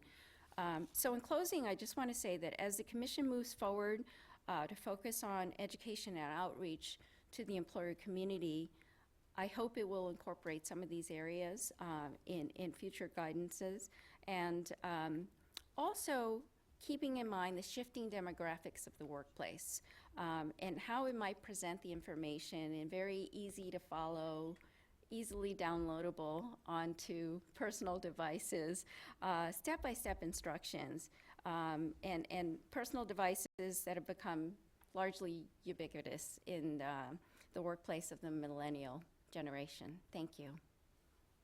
Thank you so much, Ms. Cow. Now we're going to have an opportunity for each of the commissioners to ask any questions or make statements. We'll have about 5 minutes each, and I know we are running a little bit behind, so we'll try to stay on track for that. I thank you all for your incredibly valuable testimony. I've really learned a lot just from listening to you today and reading your testimony online. I wanted to start with a question for Mr. Montoya. I wanted to thank you for the courage that you had to come forward and report the discrimination. And I wanted to ask, how did you decide to come forward? You know, and how was your experience with the process? Because we know for every individual like yourself who is willing to come forward, there are so many others who are not, because they are afraid of retaliation or concerned about what may happen or what may not happen if they come forward. So I wanted to start with you, and then I was going to turn to our outside witnesses and ask you for your views on what are some of the key reasons why employees may not want to come forward to report discrimination, and what can employers do to create some security and a safe space for employees to encourage them to come forward. And Mr. Montoya. Originally, we came forth, there were 3 original people that did it: Don Longtime, Mike Brazel, and myself. We all worked as mechanics together. The 3 of us were in the shop at all times together. We probably got the brunt of everything because all of the supervisors would gather in the shop area that we were in. So we talked about it amongst ourselves and just made a decision to do something like that. We were actually taunted to make a decision.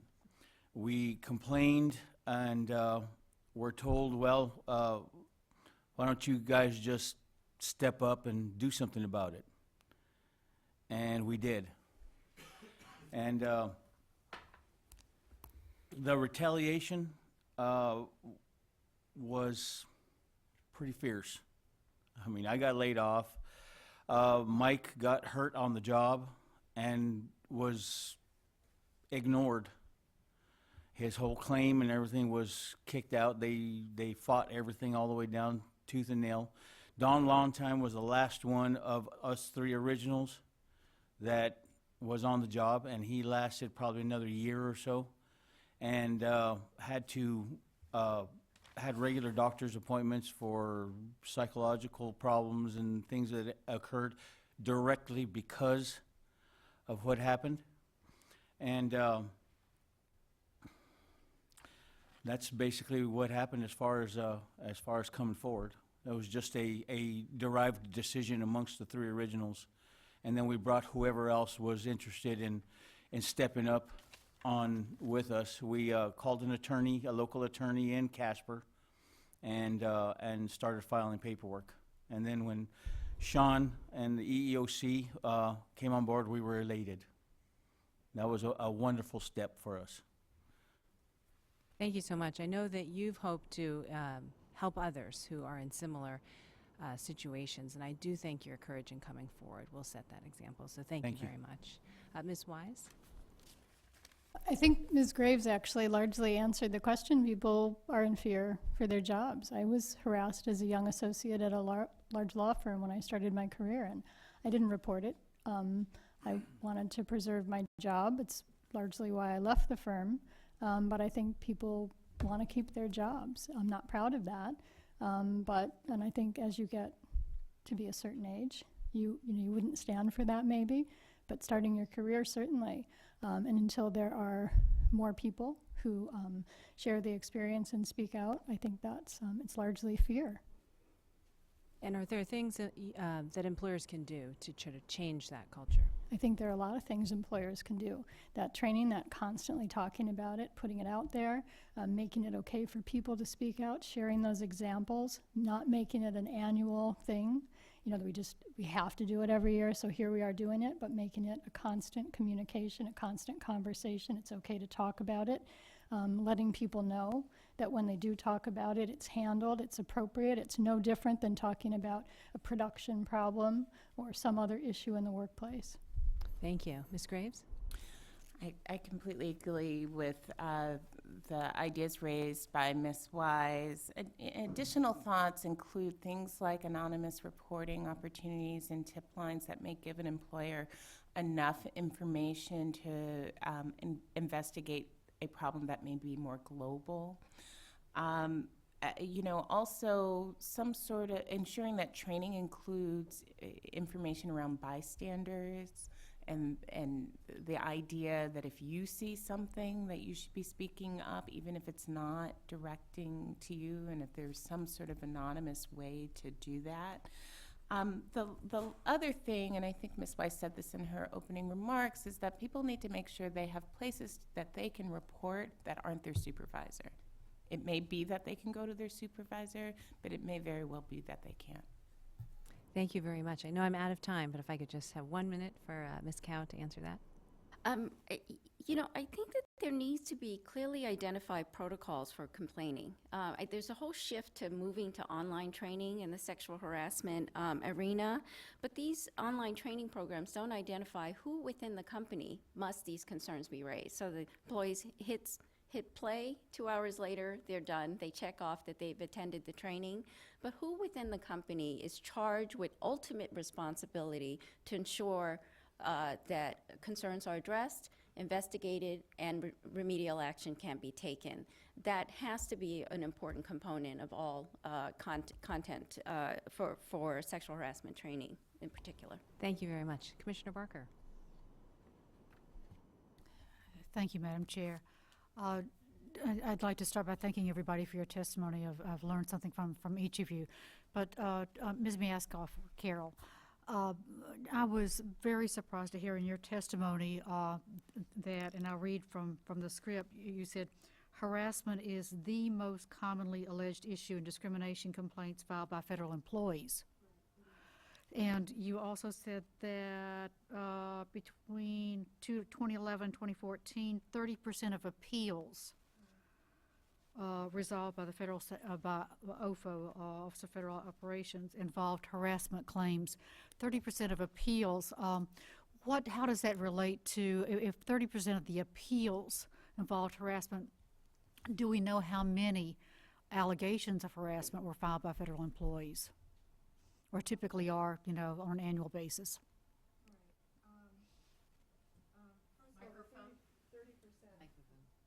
Sorry. The 30% of appeals, it's actually 30% of the resolved appeals, which is the way the Office of Federal Operation counts them. So they have, I guess, you know, more certainty as to really what the issues are that are presented and that are material here. So it's so that suggests that even more appeals are filed than that 30% resolved. I think in OFO's annual report, it talks about the numbers of federal sector complaints involving harassment filed. I don't have that number right in front of me, but that is where it's from, and I could certainly get it for you. Okay, I appreciate that. And Sure. Do you know how those numbers correlate to the private sector and state and local government? You know, are more, it sounds to me from what you're saying that harassment allegations are more Right. prevalent in the federal sector by federal employees Yeah, that's than in my the private understanding. sector. It's my understanding that if it's the most common allegation in the federal sector, for the private sector, state and local employers, retaliation and race are numbers 1 and 2.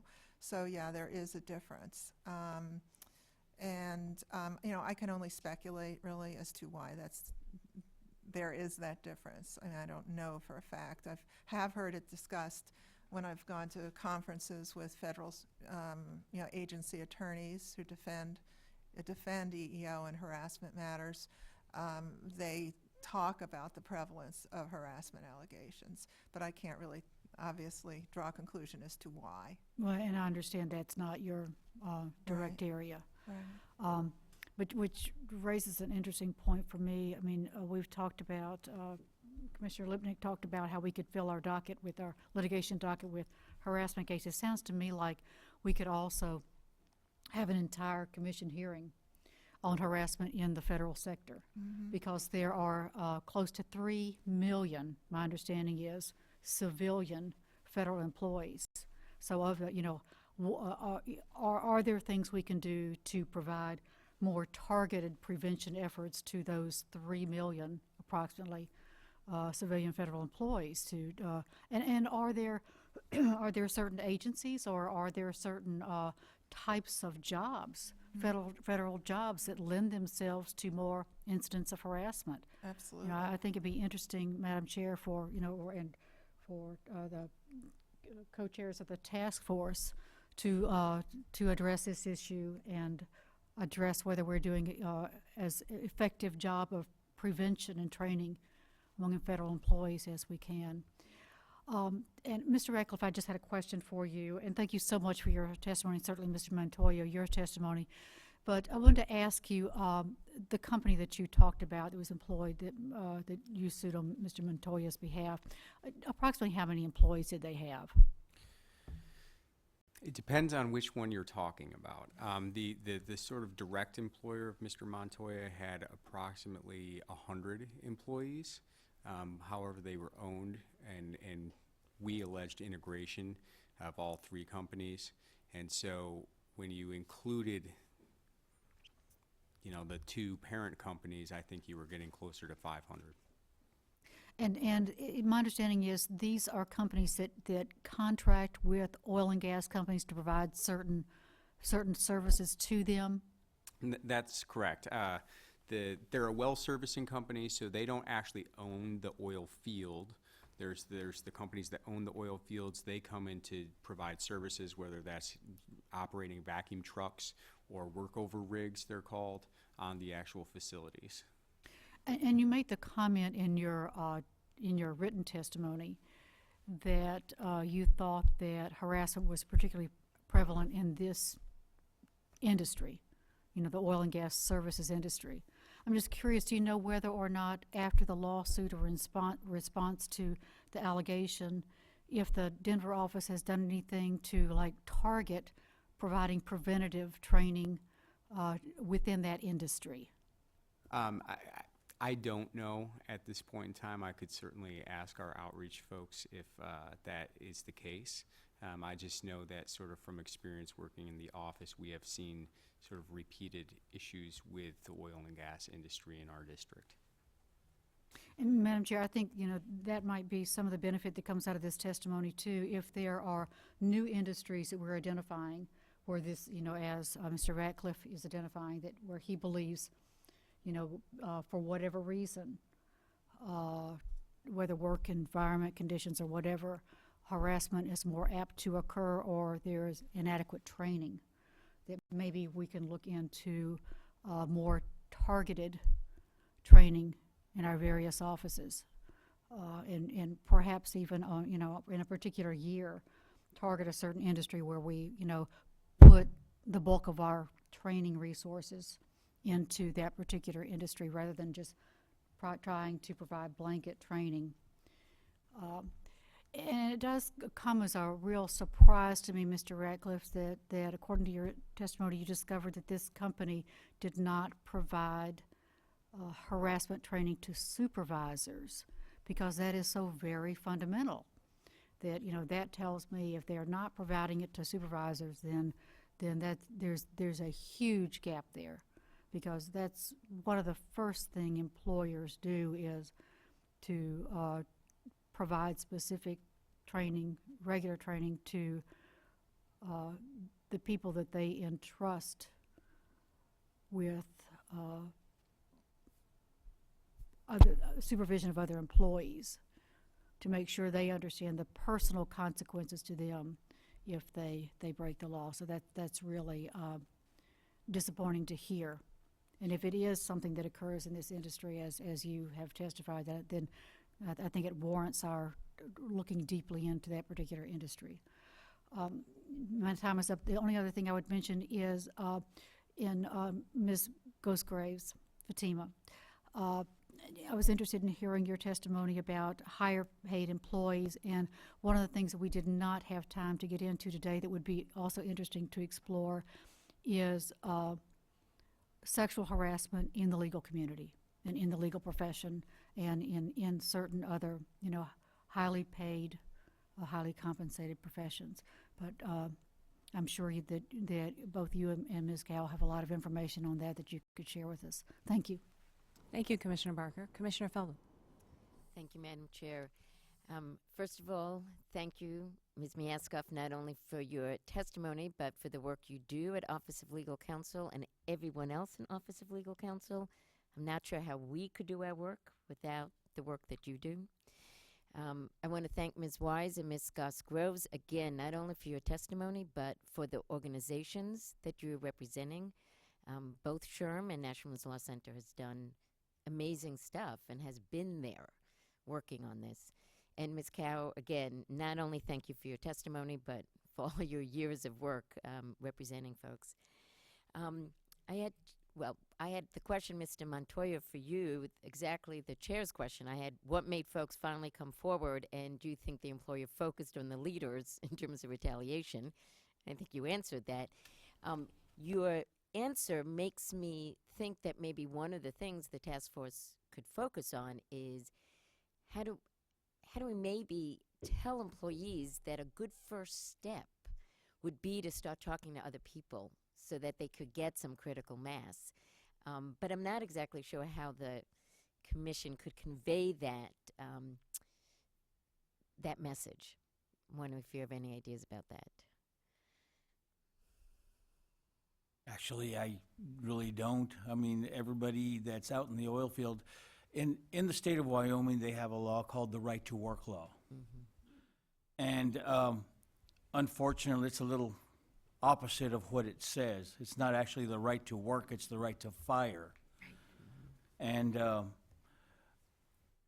my experience, personal experience with that particular law is that they use that against you as an employee. They specifically will tell you it in the oil and gas industry, pack your bags. If you don't like it, pack your bags and out the door. And unfortunately, they use that so often that I'm sure that there's a lot of fear that's in the employees. They need their jobs. Mm-hmm. Well, one of the reasons I'm so glad, Madam Chair, that you've established this task force is that I feel this might be something that we look at as a task force. What might be some creative ideas? How do we convey to folks, for example, that if you've got 3 or 4 of you that think that there is, and that experience discrimination, you can go to an EEOC office and say, I do not feel comfortable bringing this charge, but I think there's enough information here for a commissioner to issue a commissioner charge against that employer, start the investigation, and there is no individual people named. I would be happy to sign 5 of those a week if the allegations came in. Mr. Ratliff, this is a question about how to make our enforcement system even more effective. You noted that this started with the Wyoming FEPA. The local lawyer you got went to the Wyoming FEPA first.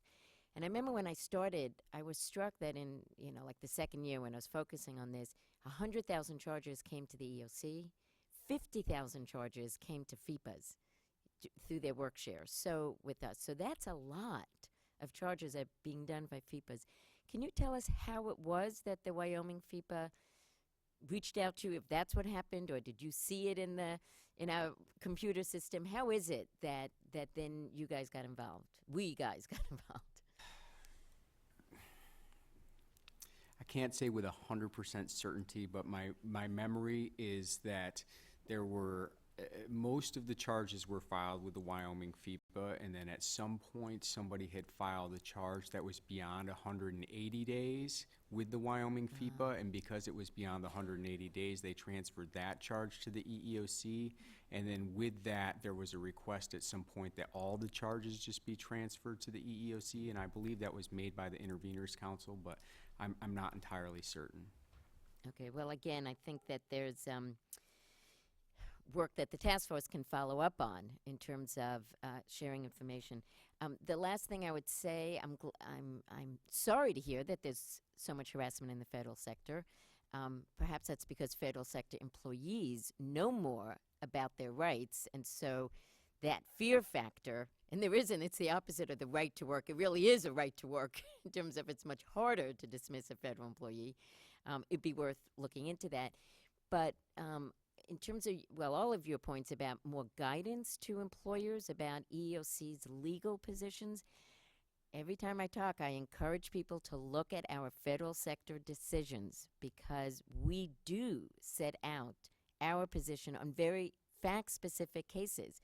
Our position on social media. We have several cases that lay that out. Those cases are all on Westlaw, and I think we, as a commission, can do a better job of highlighting the federal sector cases that actually state the law. But it's something I always encourage folks to look at as well. Thank you. My time is up. Thank you. Commissioner Lipnic. Thank you, Madam Chair. And again, thank you to all of our witnesses for your excellent testimony. Mr. Montoya, as the chair said, thank you so much for your courage in bringing your charge in the first place.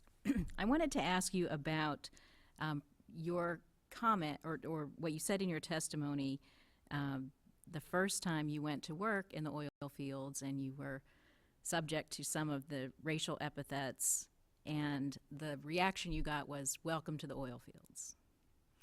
And I'm curious, what was your prior work experience prior to going to the oil fields, and what was your reaction to that from your, based on your, where you had worked previously to going to, you know, this new, not new, but certainly booming industry, a bit of the wild, wild west in terms of its development, and what did you think about that when you first heard that? Well, I was a bit shocked. Okay, needless to say, coming from Albuquerque, the population is very diversified. Moving to Denver, the population is very diversified. And moving to Wyoming, it was a bit of culture shock for me. And then to walk right into the hornet's nest, for lack of better terminology for it, was very unsettling for me. Immediately after that meeting in the morning, I was speaking to my nephew in Spanish, and that was the very first time that I got that other comment from him. This is America, and we speak English here. I'm a bit of a mouthy person, okay? So my response to him was that that's the fast-growing second language of this country, buddy, and I suggest you learn how to speak it as well. But it was regular, so you can never get used to something like that. So I mean, I really, that's basically what my reaction was to all that. And I'm curious, and I'm not sure I'm going to ask this question in the right way, so bear with me. But obviously there are some industries, and that was the comment to you, like, hey, this is a roughneck industry, right? And there are certain things, this is just the way people talk around here, or this is just the way it is. Was there in any way sort of, you know, in your mind or some of your coworkers, a sense of, okay, maybe there's some things I might be willing to put up with in terms of sort of a rough workplace? Or did you just feel like completely, I don't have to put up with any of this crap? The second one. and you understand my I do. concern about or question about, I do think there are many industries or workplaces where, people are sort of expected, hey, this is the way we do things around here. It should be not tolerated. Well, I did work hard all my life. Okay, I came from Denver, and I was working in the low voltage electrical field. I was a contractor for the cable company in Denver, and I worked with all types of people and had never experienced anything like this before. So, it was considerably different going into this field, and then hearing that it was part of the language of the oil field industry, and frankly, that was unacceptable to me. Right. Well, again, thank you for filing the charge in the first place. Let me ask and I'll actually direct this question both to Carol and Sean, related to some of the training from the EEOC. And Carol, you mentioned 49,000 people plus had been trained in the past year. And one of the, and I know this, when I had talked to many of the regional offices, a lot of the training that had been started under the Youth at Work program under former Chair Earp, and Sean, I say this in particular to you as a former school teacher, was specifically designed to train, in particular, young people, young women in particular, about what their rights are and and the behaviors that they do not have to put up with. So I'm wondering, do you have any information about how much characterized as youth at work is training was part of that 49,000? And then, Sean, my question to you is, to the extent you hadn't touched on this, about how effective you think that is for younger people. Well, I guess I'll just hand it over to Sean, because I don't have a number Okay. or a ballpark Okay. on that. Yeah. But do you know, was But yeah, it's yeah, I know certainly it's incorporated and as part of some of that right, continued right. training? I can Okay. look into it. I mean, I can't speak for certain about how effective that is. I just know from my experience as a teacher in high schools that I think young people are receptive to this kind of thing, that they tend to be very idealistic. I think that if we can reach them when they're young, before they get sort of into the workplace and before they start having experiences, that would be a good thing. But I can't tell you exactly, the best way that you could do that or anything like that. And is my time up already? We'll have Are we going to another We'll have round? another Okay, yeah, all right. Well, then I second have a couple other, number of other questions. round. Thank Okay. you. Thank you. Commissioner Burrows. Morning. I wanted to, as I listened to this, it seems that the theme that runs through everything, I'm getting the impression that the harassment is about culture and power. So you have a power differential, and you see it, and I wanted to associate myself with the remarks from Commissioner Barker about these very vulnerable populations, particularly some of the farm worker communities. I certainly saw that in the human trafficking work I was doing at the Department of Justice previously, and a culture that uses retaliation to kind of not just keep the individual from telling, but to do something that keeps everyone else who is fully aware of the problem. Sometimes they're not, but sometimes they are, knowing not, and certainly, Mr. Montoya, it sounds like everybody had to know what the situation was, whether or not they were directing those comments and participating or simply standing by, they knew.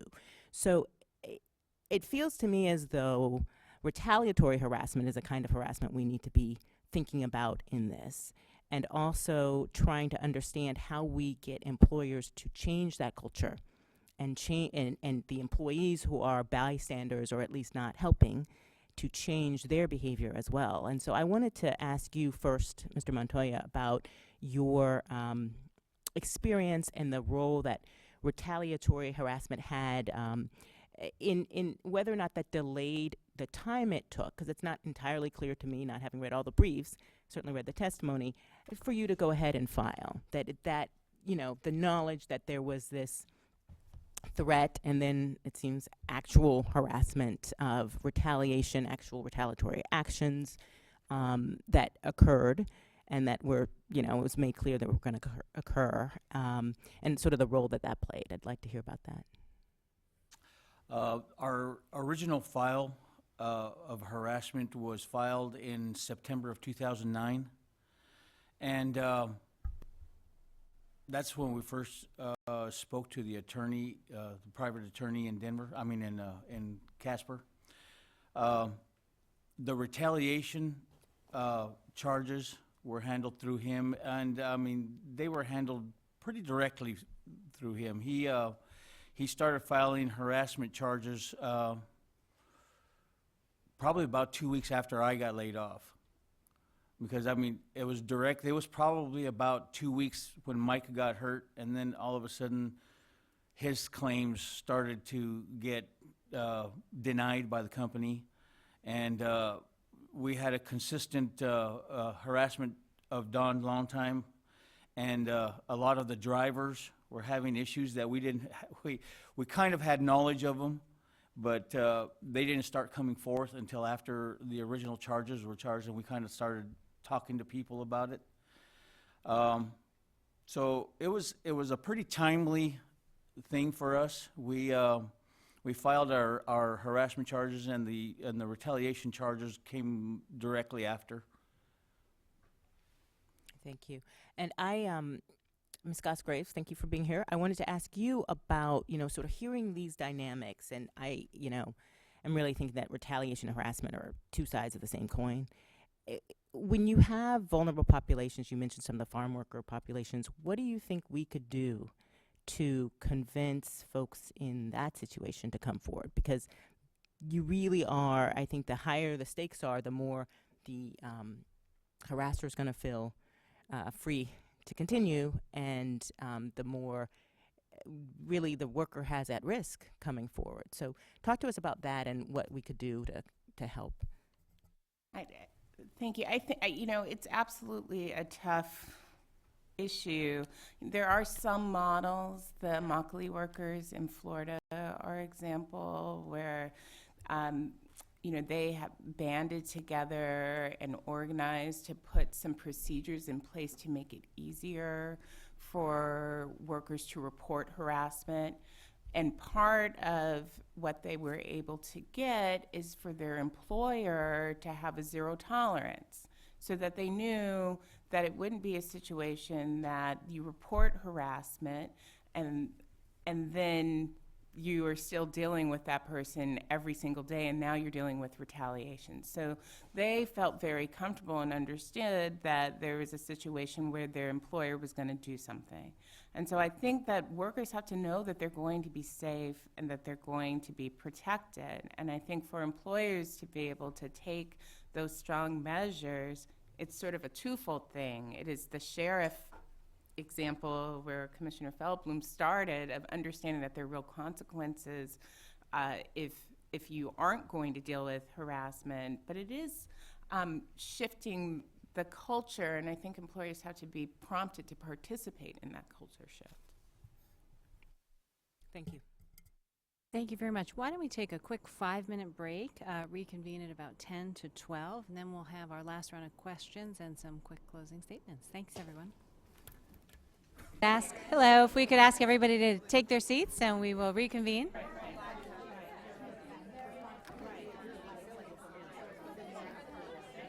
Thank you for those listening.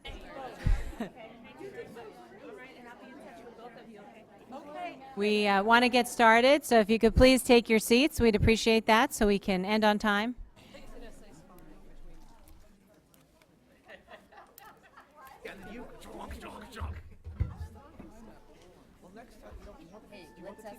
Okay.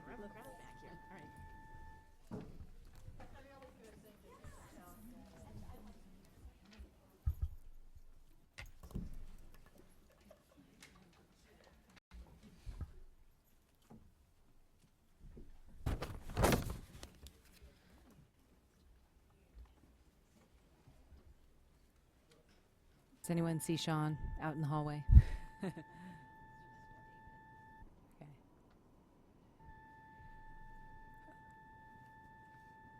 And David. Well, why don't we reconvene? And I will just ask a question to Jane to start and Patricia. We know that most employers are really trying to prevent harassment. They don't want it in their workplace. They've adopted policies. Where are some places where you continue to see problems and how those policies are implemented? And how do we change some of that? We've talked about places where there's a culture of fear for coming forward. And what have you seen work to try to change that dynamic? So why don't we start with Jane? Okay. I wanted to sort of tailgate on a conversation before the break about retaliatory harassment. I think one of the important things that Is your microphone on, Jane? Can you hear me? Yes. Okay. Thank you. Sorry. Closer. maybe. Oh, okay. I'm short, so I'll move closer. One of the important things that I think is important to highlight in harassment-based training is, in California, we have uncapped punitive damages and personal liability for supervisors who engage in harassment and retaliation. So when a supervisor in particular is engaging in unlawful harassment and their own pocketbook is at issue, it really sends a very important message. The other thing I point out in my trainings is that when you look at San Francisco, the Bay Area, it's a very diverse population. Workplaces are very diverse. So juries may not believe that this person was a victim of, say, racial harassment, but they understand the human compulsion to retaliate if somebody is called a bigot or a pervert or a harasser. And so they tend to look at retaliation differently than a discrimination type of a claim. So trying to get them to see it from the lens of a jury, I think is important to incorporate in the training, and that most juries are comprised of employees, not managers, because statistically there are more employees than there are managers. So they're going to tend to be more sympathetic towards the plaintiff, right, because of their position and life experiences, and they might have had similar experiences. So I think it's important to incorporate some of these themes when we talk about training, rather than in the abstract about what conduct is prohibited, what our policies say, but how is somebody who doesn't know you and is hearing these facts for the first time, how is somebody likely to interpret what has occurred? So I think that that's a critical piece of the training. Thank you, Ms. Cow. Ms. Wise? Thank you. In the workplaces, I feel that are the best at addressing these issues. I guess I see three elements. One is transparency. So whether it's an anonymous complaint or it's an issue that has arisen, the employer is transparent. So while they're not disclosing the actual details of an investigation or things that need to be kept confidential, there is transparency. There's an issue, it's resolved, we're not hiding it.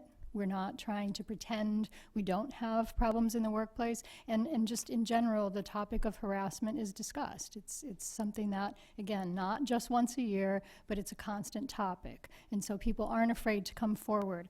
Commissioner Burrows, you referred to kind of those helpers, people who might witness something or might want to question something. It's an environment where that's encouraged. So there's transparency around the topic. I think the second thing that I see is senior management and absolutely CEO engagement on the topic. Before there's a problem, the CEO is committed. Senior leadership is committed. They care about the topic, not just because they've been sued, but before, hopefully never, before they have that kind of an issue, they care about the topic. So they're looking for ways to eliminate harassment, to address the topic. And then finally, engagement. And by that I mean engagement at all levels. So people are talking about it. It's kind of, I think the 90s maybe was the kind of the time of diversity training. So it's the kind of the new iteration of diversity training. But it's, fostering groups, fostering understanding. If we're in areas where there is more diversity, that's great. If we don't have that kind of diversity, still finding ways to understand other cultures, to understand other groups, issues, things that maybe we don't understand. So I think those are the three things really that can create a workplace where everyone understands the issues and they're committed to not having those issues in their workplace. Thanks very much. Commissioner Barker? I'll be very brief, and I'd just like to follow up on what you, Ms. Wise, and you, Ms. Cowell, said, and I totally agree with you. You know, to me, in my personal experience, the most effective way to prevent harassment in a particular work environment is for the top guy to walk into that training and say, look, I mean business. You know, otherwise, you know, employees are called into a room once a year, and it's HR up there preaching to them, and they go, oh, you know, yawn, yawn, okay, this is HR. But if it's the guy who has the power to fire them, they listen. And the second thing that you pointed out, Ms. Cowell, that I think is so critical is making these employees understand, and it's not just managers, it's coworkers, making every employee understand that, you know, I think every state has tort statutes, you know, civil liability statutes of some sort, whether it's intentional infliction of emotional distress or assault, some sort of tort liability that can be attached to a discrimination lawsuit. And I think it's critical that employees understand, you know, it's not just a matter of I may get my hand slapped by the company, but I may be personally sued and ruined financially if I do something that is against federal law on harassment. Thank you. Thank you. Commissioner Feldblum? Thanks so much. First, an observation in terms of the social media points that we held a whole hearing on social media largely at the suggestions of Commissioner Lipnic, and one of the things that I took from that is not only the need to educate employees about what's not okay to do in their personal devices, but actually it then was concrete evidence of harassment that was somewhat useful to have, which wouldn't have had necessarily in just the comments that you had in the oil fields. My question is about bystander training and how we can do that well in the workplace. I thought, Ms. Gosgraves, your point about having shared learning with administration's work in terms of sexual assault on the college campuses is important. My sister is a vice president of Dean of Students at Pomona College, which has actually been noted as one of the schools that have done a good job.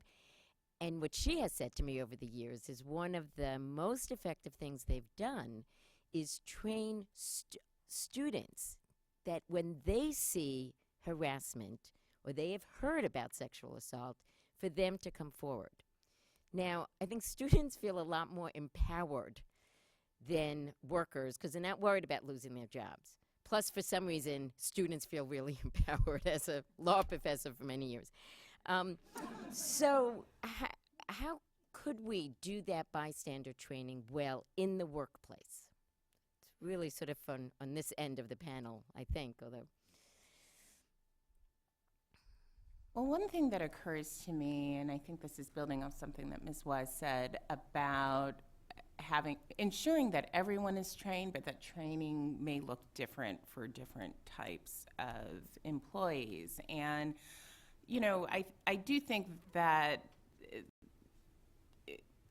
again, some of this is learning about what's been happening in education communities, but there is a lot of research out there about bystanders intervention and when people feel empowered, if they feel like you're making a mistake to not speak up, and that you are part of the problem if you don't speak up, that can make a difference. And I could imagine how the EEOC could figure out some ways identifying bystander training programs that are out there, even if they're currently geared towards different populations. There's probably some lessons learned, and then making it a little bit easier for employers to incorporate that into training that they're already doing. I would completely agree with Ms. Gosgraves that I think the idea of borrowing from what we've seen already, the education that's going on college campuses today, just beginning. I mean, there's a lot of work yet to be done, but I think we could start there, and we specifically do need to train the bystanders, the helpers. How do you feel? How do you start to have those tools to be empowered? Because watching something, seeing it, observing it, and then coming forward is critical. And employers should want to foster that. It helps all of us. It helps to eliminate the harassment. It helps before there's litigation. So just as supervisors are on the front line, and we spend a lot of time and attention often, and we know this. We know this from productivity training, from all of the, Six Sigma, Lean, those kinds of things. We know that workers, the people who are actually doing the work, often know far more about what's happening in the workplace than the supervisor. So why not take advantage of that in this arena as well? And so how do we apply it here? I think we know a lot of the tools for that. Let's just apply that now to harassment. I'm going to stay below my time so that we can all end on time. Thank you. Commissioner Lipnic. Thank you, Madam Chair. First of all, I want to echo the comments of Commissioner Barker, and the question that I was going to ask, particularly for Ms. Weiss and Ms. Cow, was about leadership in organizations, because it does seem to me that we have had, a couple decades now worth of training, right? And as Commissioner Barker said, some of it becomes a bit like an episode of The Office. And I do wonder about, and we've heard a lot about sort of creating that safe space in organizations where people feel like they can report, but unless there is that commitment of leadership and an understanding of consequences, we'll be training people forever and ever, which of course we should do. But so I wonder if you guys could comment on that, and what your experience has been in dealing with organizations and trying to instill that leadership from the top in the way that over the last 15 years we have had these commitments by senior leadership to diversity. What do we need to do to have that same commitment if we are lacking it for harassment purposes? Ms. Weiss? I think that not only does the CEO have to give the stamp of approval, I won't do a training for a client myself unless the CEO commits to actually attend. So it's not just say we're doing it, but be there. Spend your time too. If your time is not, if this isn't valuable enough for you, then no one else is going to value it either. And then I think someone mentioned today briefly, and I think it's true, this needs to be something that's evaluated. This needs to be part of management's evaluation process. Every supervisor, there should be a section in whatever the performance evaluation process is that evaluates this. What do you do to engage your subordinates around the topic of harassment? And if someone has had an issue, how's that been handled? So it has to be measured. And so it's part of the process. And I think those are two ways to make sure that it's not just training, but then we measure the effect of the training. Yeah. I provide harassment prevention training to national law firms, universities, and the like. And one thing that I think is pretty powerful is where the memo to the entire office comes from the managing partner, that this is required training, and the managing partner of that office in San Francisco or Los Angeles attends the training as well. So this isn't just for staff, but it is for everyone, partners, associates, paralegals, legal secretaries in the organization. And so the notice that goes out to employees about the training shouldn't be delegated to a training coordinator. Should come from the top of the organization, that we view this to be valuable and important, and it is not a waste of time. It isn't only because we're compelled to do this by state law, but rather this is an important part of everyone's training in the workplace. And training the leadership team separately from managers. So you might have staff training, managers training, and then the leadership training about what they must do to set an example in the workplace. If they hear the management team joke amongst themselves and refer informally to one another in a certain way and high-five one another, what message does that send to somebody who is at the lowest rung of the ladder? And so there's important messages for the different separate populations that are being trained. What are their individual responsibilities as leaders of the organization? So I approach training very differently depending on the industry, the population, and what level they are in the organization. And let me ask you a quick follow-up, both of you. In terms of that training, what do you do specifically for the supervisors of the supervisors? So in Mr. Montoya's case, his supervisor is harassing him. And very often it's the supervisor who's the harasser. So what is it, and we obviously layers of management. So what do you do in particular to get that message across to the supervisor of the supervisors of how to deal with them? Again, their responsibility is at the highest level. So even more so than just a frontline supervisor. I mean, they are the organization. I mean, there's a reason that the law imposes strict liability at that level, and I think the law should. They have the full authority of the organization, so their every action is monitored more carefully. They cannot afford to make a mistake, and so they need to understand that. They need to embrace that, and they need to be setting the example for the entire organization. So their example to their supervisors has to be, without exception, entirely appropriate and without flaw. One of the things I talk about is what strict liability really means, because that's a legal term, right? It's when it comes to quid pro quo harassment, it's a one-strike rule. You don't get second chances.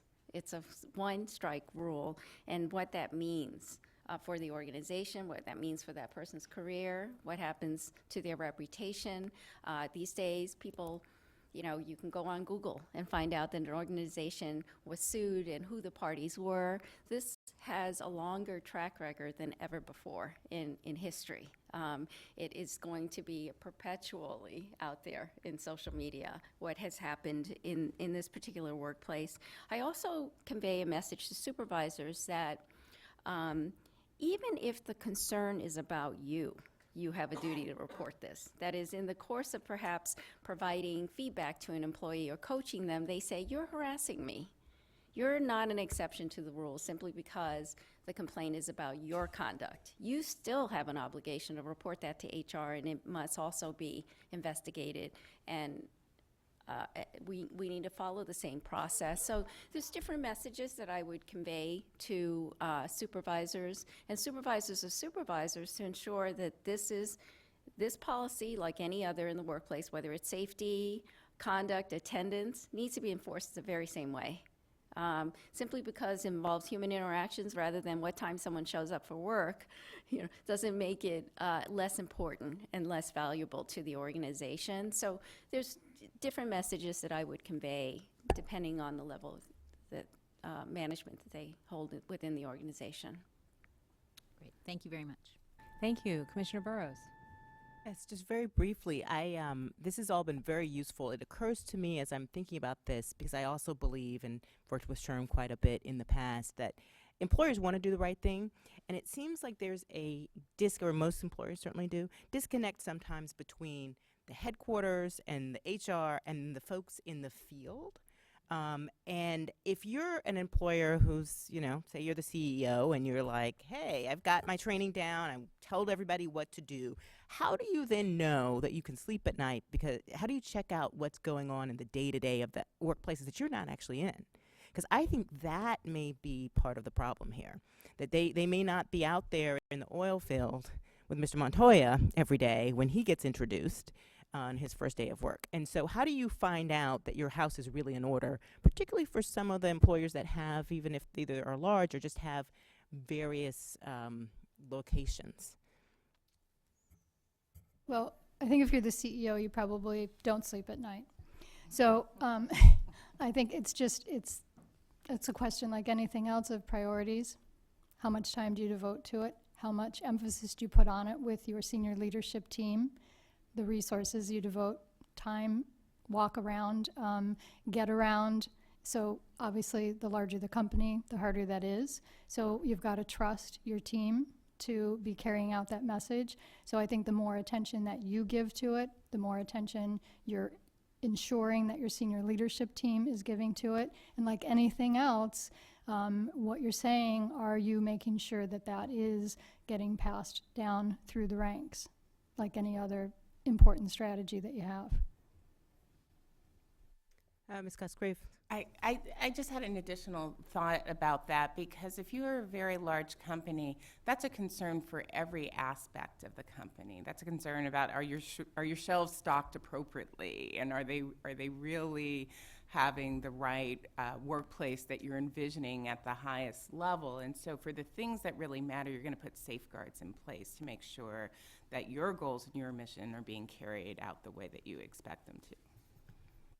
I would just like to add something that we haven't talked about today is documentation and record keeping. Okay, and you know, if you're running the headquarters and you're wondering what's going on in the field offices, are there established protocols for documenting concerns that are brought to your attention, whether informally or formal complaints? How is this being documented? Do we have a process in place to follow up on these complaints? What's the time limit? And what is the process for following up? Who is in charge of who is responsible for that, and who do they need to report this to at headquarters? So an established protocol for that, I think, would be helpful to ensure that there's consistent enforcement of the policies, and that it's addressed in a very systematic way, particularly if you have one office with multiple smaller field offices. That's very useful, thank you. And I'm a big believer in what gets measured gets done. I think Ms. Wise was talking about that too, so I think that's very helpful. I don't have any further questions. I wanted to thank you all again. The testimony has been excellent, very useful. I wanted to thank Mr. Montoya, and I hope that when you get back to Wyoming, you will also thank the others who came forward in your case and had the courage to do that. It's been very helpful. I think I saw that Mr. Longtine was from Riverton area, and I worked a lot with the Tribes of the Wind River Reservation, so please give him my greetings as well. Take care. Well, thank you, everyone, for your really excellent testimony. At this time, I'd like to give our commissioners a chance to make a brief closing statement. If we could try to keep it to about 3 minutes, I think we'll stick on time. Commissioner Barker? Thank you, Madam Chair. I would just make 2 points that I get from the testimony today. And the first is I'm thrilled that you have announced, Madam Chair, the task force on the harassment issue, because it's clear from the testimony today that it's an area that as a commission we need to really, it's time for us to refocus on. And in keeping with that, I would hope that the task force might look first and foremost at the federal sector, because while there has been a lot of testimony today on how we can help employers to better train, what is it, how are they, how is it the supervisors aren't getting the message, blah blah blah. The testimony, as I understand it, is that the federal sector, federal agencies, federal departments are worse offenders than private employers. So I think as an agency responsible for that, we look first to what's going on, that this occurs. And is it that there's more harassment, or is it that federal employees feel safer to make harassment complaints? I don't know. And so I would really hope that in light of the testimony today, the task force would focus on that. And the second thing I would hope that the task force would focus on and really make a national priority, if maybe just for a year or however long, is the incidents of harassment that to me are the most heinous. Not that every form of harassment is not, but to me the most heinous are the ones that rise to not just criminal activity, but severe criminal activity. And I'm talking about rape and sexual assault. And we've heard today about barriers to prevention from the standpoint of language barriers, cultural barriers. And one of those barriers we all know is the own barriers we face in trying to convince populations where English is not the first language that the EEOC is not Department of Justice, or not, it's not the Attorney General's office, it's not a district attorney's office, it's not a police department, and that we are not concerned about their legal status. Our concern is whether they, as people who go to work every day in this United States, have their rights violated, period, and that we are there for all of those people. And that we have tools in our tool chest that law enforcement does not have. You know, law enforcement their hands are pretty much tied if a woman does not come forward immediately and report rape and sexual assault. Very, very difficult, if not impossible, to get a conviction in that case. But we don't have those time constraints. And we also have, as Commissioner Feldblum mentioned today, the additional tool of being able to bring a commissioner's charge where victims do not have to be identified. So I'm really excited about the task force, appreciate your testimony, and look forward to the work the task force will do. Thank you. Thank you very much, Commissioner Feldblum. Thank you. So again, thank you to all of you for your testimony. Thanks to the 4 of you who traveled to be here. What I tend to like to do in these closing statements is just encapsulate some of the highlights that I've gotten, so we don't just say thank you. And again, I'm so glad there'll be a task force that can potentially follow up. So it seems like there are definitely 3 areas. There's publicity, there's training, and there's protocols. In publicity and general education, I certainly hope we use things like YouTube and Vine, you know, not just Twitter and Facebook, because I think there's something about seeing people. I think in training, we've gotten lots of good ideas. I think in particular, I would highlight learning from the social psychologists, et cetera, about what they know about both empowering people who have experienced harassment, the bystanders. I think a piece of this is absolutely the schools and getting people when they're younger. I think the other main thing is how sectoral it must be.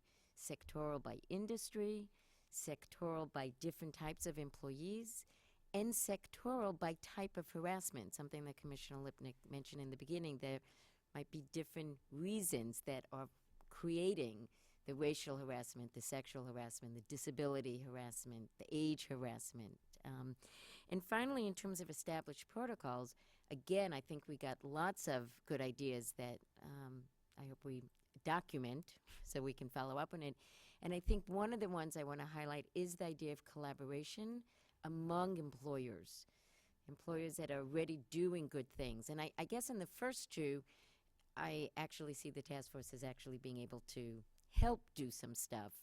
I mean, in the last, partly in the others as well, I sort of just see it more as a catalyst. I mean, it's not our job to do the training, you know. It's not our job to do the collaboration, but I think we can create a space and be a catalyst by which some of that happens. So thank you again. Thank you, Commissioner Lipnic. Thank you, Madam Chair. Again, thank you so much to all of our witnesses for your testimony. I did want to note that I don't think Commissioner Feldblum meant to do a particular product endorsement when she was mentioning, or perhaps you did mean What? the companies. Right. And I was waiting for her to, you know, talk about tweet, you know. No, but see, I had down here Twitter and Facebook. Oh. That's so old. Oh, news. see, there we go. So, I did want to particularly, and I look forward to on the task force drawing on Commissioner Barker's experience as a prosecutor and her years of experience in handling cases involving sexual assault. And I would note, I think I'll just quote from Mr. Montoya the last sentence of your testimony where you said, all I ever wanted was to change how people were treated. So hopefully the work of our task force and we will be able to make some advancement in what is this persistent problem in our workplace. And we've seen so many workplaces, and we've seen this over the past year and a half with the discussions about sexual assault on campuses, certainly the issues in the military. But as we have all noted and understand, this is a continuing, persistent problem, not just in those particular places, but really in so many of our workplaces. So thank you for all the work that all of you are doing, and I look forward to working and collaborating with all of you and your organizations and the employer and employee community writ large to hopefully we can make some dent in this issue. Thank you very much. Thank you, Commissioner Lipnic. Now, Commissioner Burrows. Thank you again.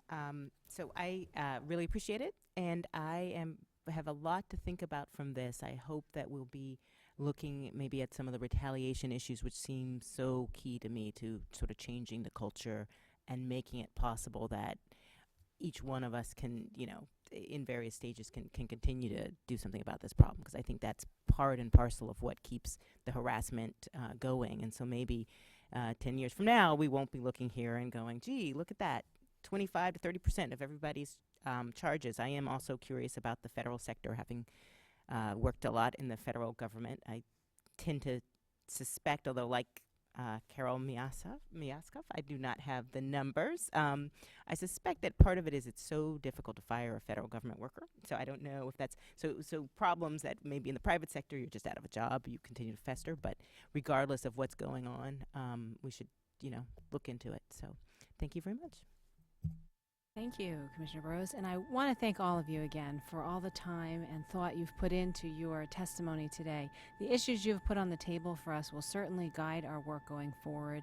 I want to thank Commissioner Lipnic and Commissioner Feldblum for agreeing to lead this task force so that we can continue this conversation. We'd like to involve all of you as we move forward.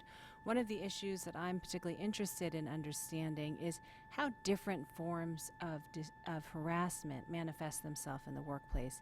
Commissioner Lipnic referenced this in her opening statement, but what are the reasons why we see race or national origin discrimination in particular workplaces? Why are we seeing sexual harassment in other workplaces? I was particularly struck to learn, and really looking at our charge data, that disability harassment is our second most frequent form of harassment that's alleged. And what are those workplace conditions that lead to harassment based on disability, so that we can then understand how do we prevent it. So I appreciate all of your thoughts on that. We know that the best way to leverage our resources as an agency is to get more people involved in thinking about the solutions and thinking about how we get the word out on those solutions. And I was particularly happy to hear from Ms. Wise that your clients are really eager to partner with us on that. So I encourage all of our stakeholders out there to participate, to get involved and share your ideas, because we really are looking forward to a partnership in this effort. And before we close, I want to note that the Commission will hold open the meeting record for 15 days, and we invite members of the public to submit written comments on any issues or matters discussed at the meeting. Those comments may be mailed to Commission Meeting, EEOC Executive Officer, 131 M Street Northeast, Washington, D.C. 20507, or you can also email them to commissionmeetingcomments@eeoc.gov. That is all one word in the email address. All comments will be made available to members of the Commission and to Commission staff working on the matters discussed at the meeting. In addition, comments may be disclosed to the public, and by providing comments and in response to the solicitation, you are consenting to their use and consideration by the Commission and to their public dissemination. Accordingly, please do not include any information in the submitted comments that you would not want made public, such as your home address, telephone number, etc. Also note that when comments are submitted by email, the sender's email address automatically appears on the message. So I suppose we have a little experience in grappling with this public-private line. With that, is there a motion to adjourn? So moved. Is there a second? I second. All in favor? Aye. Opposed? Thank you. The meeting is adjourned. Good meeting.